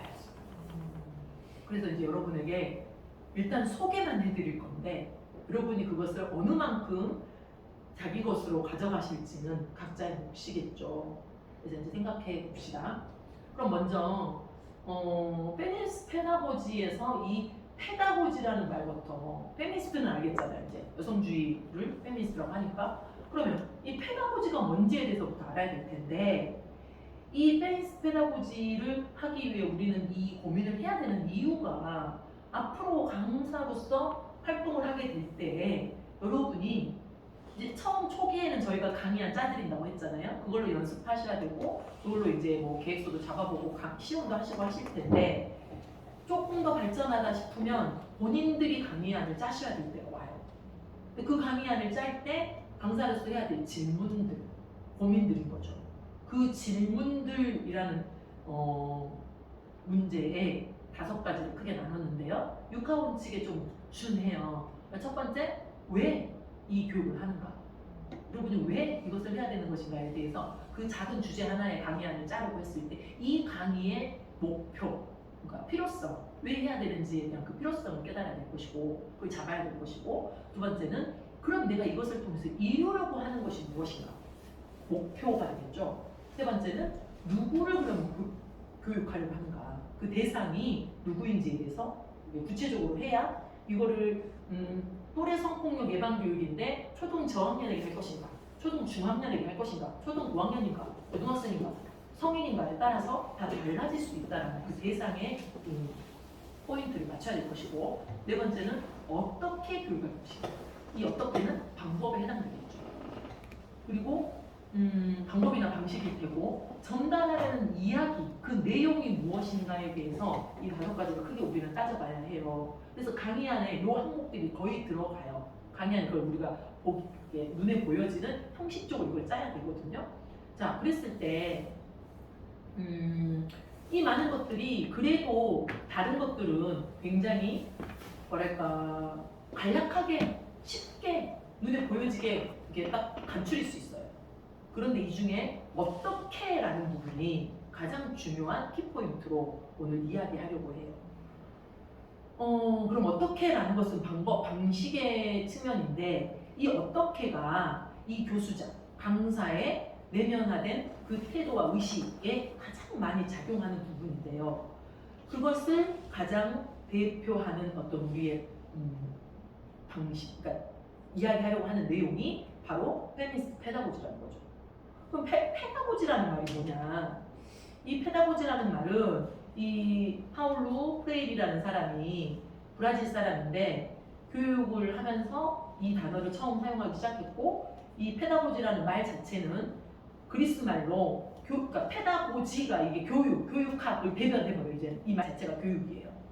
근데 처음에 이게 만들어진 그 어원은 이렇게 페이다의 아고고스라는 이 어린이를 이끌다 지도하다라는 개념에 만들어졌고, 이것이 교육의 가장 대명사가 돼버린 거예요. 유명한 이제 교육학자들이나 교육의 분야에서는 이 페다고지는 거의 그냥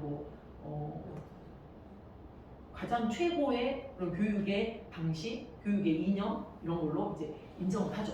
그래서 이 페다고지라는 책을 저도 읽어보려고 사서 읽었어요. 솔직히 말씀드리면 3분의 2 읽다가 말았어요. 그리고 이 수업을 하면서 다시 읽을까 하는데 시간도 없었거든요. 엄두도 안 났어요. 왜냐면 책이 너무 어려워요. 내용이 어려운 건지 말 자체가 어려운 건지 너무 난해하게 써놨어요. 그러니까 이 페다고지를 쓴 이 파울로 프레이가 실제로 페다고지를 실천하는 사람은 아닌 것 같아요. 자, 페다고지가 뭐를 그런가 그러고. 아니에요, 실천하는 사람. 아니, 실천했다고 우리는 알고 있어요. 실천했다고 알고. 그럼 이 번역가가 문제인 건가?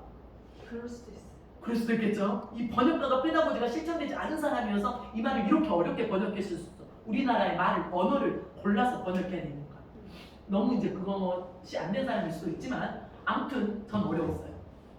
그러면 이 페다고지의 교육의 궁극적인 목표는 인간 해방이거든요. 딱 핵심적인 키워드는 인간 해방?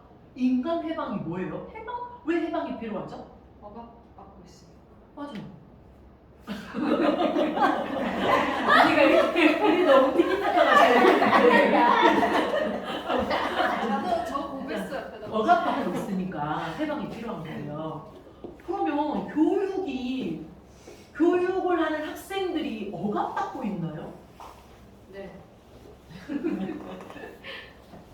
여러분 그렇게 생각해요? 동조하세요? 네, 모르는 사이에. 어떤 관점에서는? 그거를 이제 이 프레일이는 생각했고 인간을 해방시켜야 된다라고 하는데, 이 교육에 어떤 점에서 이게 억압을 받고 있었는가 생각을 해보자면, 교육하는 교사와 교육가라는 이 사람들이 교육하는 방식이 어쩔 수 있어요. 권위적이거나 강압적이거나 좀 파워를 이 학생들을 배우는 사람을 항상 약자나 어리거나 열등하다는 전제하에 내가 가르쳐야 돼. 너는 좀 모르잖아? 내가 알지. 그러니까 넌 나를 따라. 라는 방식으로 그 지식을 그냥 주입식으로 전수하는 거잖아요. 우리 그렇게 우리는 학습을 해왔잖아, 학교에서. 그런데 이 사람은 이거를 해방한다라는 의미는 이 교육이라는 것을 그렇게 억압적으로 이렇게 지시적으로 주입식으로 공부를 하는 것이 아니라 그 대상 스스로가 뭔가를 습득하고 배우고 학습하는 과정에 무언가를 깨닫고 그것을 자기 스스로 실행할 수 있고 고칠 수 있고 삶을 그렇게 살아갈 수 있는 것에 주안점을 둔 거예요. 그 스스로가 깨치는 과정에 대해 더 강조점을 둔 거죠. 그래서 이 사상의 핵심은 변혁을 위한 의식화와 인간화예요. 변혁이 더 중요해요. 그러니까 궁극적인 목적은 변화예요. 우리의 말씀의 근본 맥락과 비슷하죠. 그리고 변혁을 그렇게 하기 위해서는 대화하고 또 해방 교육을 해야 된다. 거기서 벗어나게 수 있게 해주는 것이 교육이지 그냥 거기서 이런 거야 라고 끝내는 것으로 그치지 않는다라는 거예요. 그 다음에는 프랙시스라고도 하고요. 실천적인 행동이 수반되어져야 되는 거예요. 거기까지 연결되어져야 이게 진정한 교육이라는 거죠. 그러기 위해서는 주입식 교육이 아니라 문제제기식 교육. 왜 그러는데요? 어떻게 그렇게 할 건데요? 이런 문제제기식 교육이 필요한 거고 그러기 위해서는 비판해야 되고 열린 사회가 돼야 된다. 이건 이렇게 나라고 이 방식대로 해야 돼. 이게 아니라 다양한 방법과 다양한 입장의 질문들과 생각의 사고들을 인정하고 그것에 대해서 서로 대화하고 토론할 수 있는 분위기를 원하는 거죠. 이게 이제 저도 교육자도 아니고 저도 이 교육 공부하면서 페다고지라는 말 처음 뼈다귀 이런 너무 낯설은 말이었는데 페미니스트 페다고지로 연결되면서 어떤 느낌이 들었냐면 자 이 전체 우리 이 2차시 주제가 성평등을 학교에서 어떻게 말할 것인가요? 어떻게 성평등 그럼 이게 결국은 여성주의 교육을 우리 페미니즘이라고 하잖아요. 이 페미니즘을 성평등을 어떻게 전달할 것인가라는 이 방식의 문제에서 무엇과 무엇으로 나뉘느냐. 여성주의 지식, 여성주의 교육 이것을 여성주의 교수법을 사용해서 교육하는 거예요.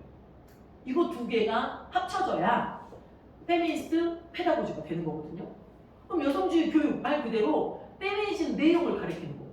자 여러분 이제 페미니즘이라는 단어 너무 많이 들었으니까 페미니즘이 뭡니까? 자 페미니즘이 뭐예요? 이건 그래도 어려운 고차원적인 답 아니에요. 그냥 쉬운 말 여러분이 지금까지 들은 것 중에 그냥 쉬운 말 하나만 말씀하시면 돼요. 평등. 또 여성을 위한 평등. 또 모두를 위한 평등. 페미니즘이라는 게 뭐예요? 조금 그러면 좀 살을 조금만 더 붙여보세요. 무엇으로부터의 평등? 성차별로 불평등으로부터의 평등. 여성이 억압받고 차별받았던 그 모든 시스템과 문제의 사회적인 구조로에서부터의 해방, 평등, 그래서 벗어나는 것. 이게 지금 페미니즘인 거잖아요. 그래서 남녀의 그런 평등을 들여다보기 위해서 봤더니 그 페미니즘을 이루기 위해서 우리가 사회 구조적으로 가장 밑받침에 깔려있는 기본 시스템 두 가지는 뭐였다? 가부장제와 자본주의였다. 가부장제와 자본주의가 우리 이 모든 여성 차별의 성차별의 그 기저에 깔려 있었다. 자, 그 앞에서의 수업들에서 이런 이야기가 계속 들어왔는데 이거를 두 개를 툭 꺼내지 않는 건 아직 여러분 앞에 이게 이제 구조화되어진 이 지식의 맥락이 구조화되지 않은 상태이기 때문에 그건 알아. 그 말을 들었기 때문에 알고는 있었는데 이 질문에 이 답인 거예요? 이게 지금 딱 연결이 안 돼 있어서 이 답이 바로 안 나올 뿐이에요. 제가 말하면 그래 맞았어. 그건 들어봤어. 이 느낌은 나실 거란 말이에요. 자 그러니까 이 페미니즘 내용을 가리키는 거 여성이 억압받고 차별받았던 그것을 해방시켜서 모두 평등하게 하기 위한 건데 그것을 하기 위해서는 그 구조적인 문제점이었던 가부장제와 자본주의가 어떤 식으로 연결되어 있었고 이것을 어떻게 우리는 풀어갈 것인가에 대한 문제를 가르치는 거예요. 이게 여성주의 이제 교육이에요, 지식이에요. 그런데 그것을 여성주의 교수법으로 가르쳐야 된대요. 여성주의 교수법이라는 것은 여성주의적으로 가르치라는 건데 생각해 봅시다. 내가 페미니즘을 가르쳐요. 그런데 아주 권위적, 나 외에는 이걸 몰라, 너희들은 아주 이렇지 라고 아주 이렇게 평등하지 않은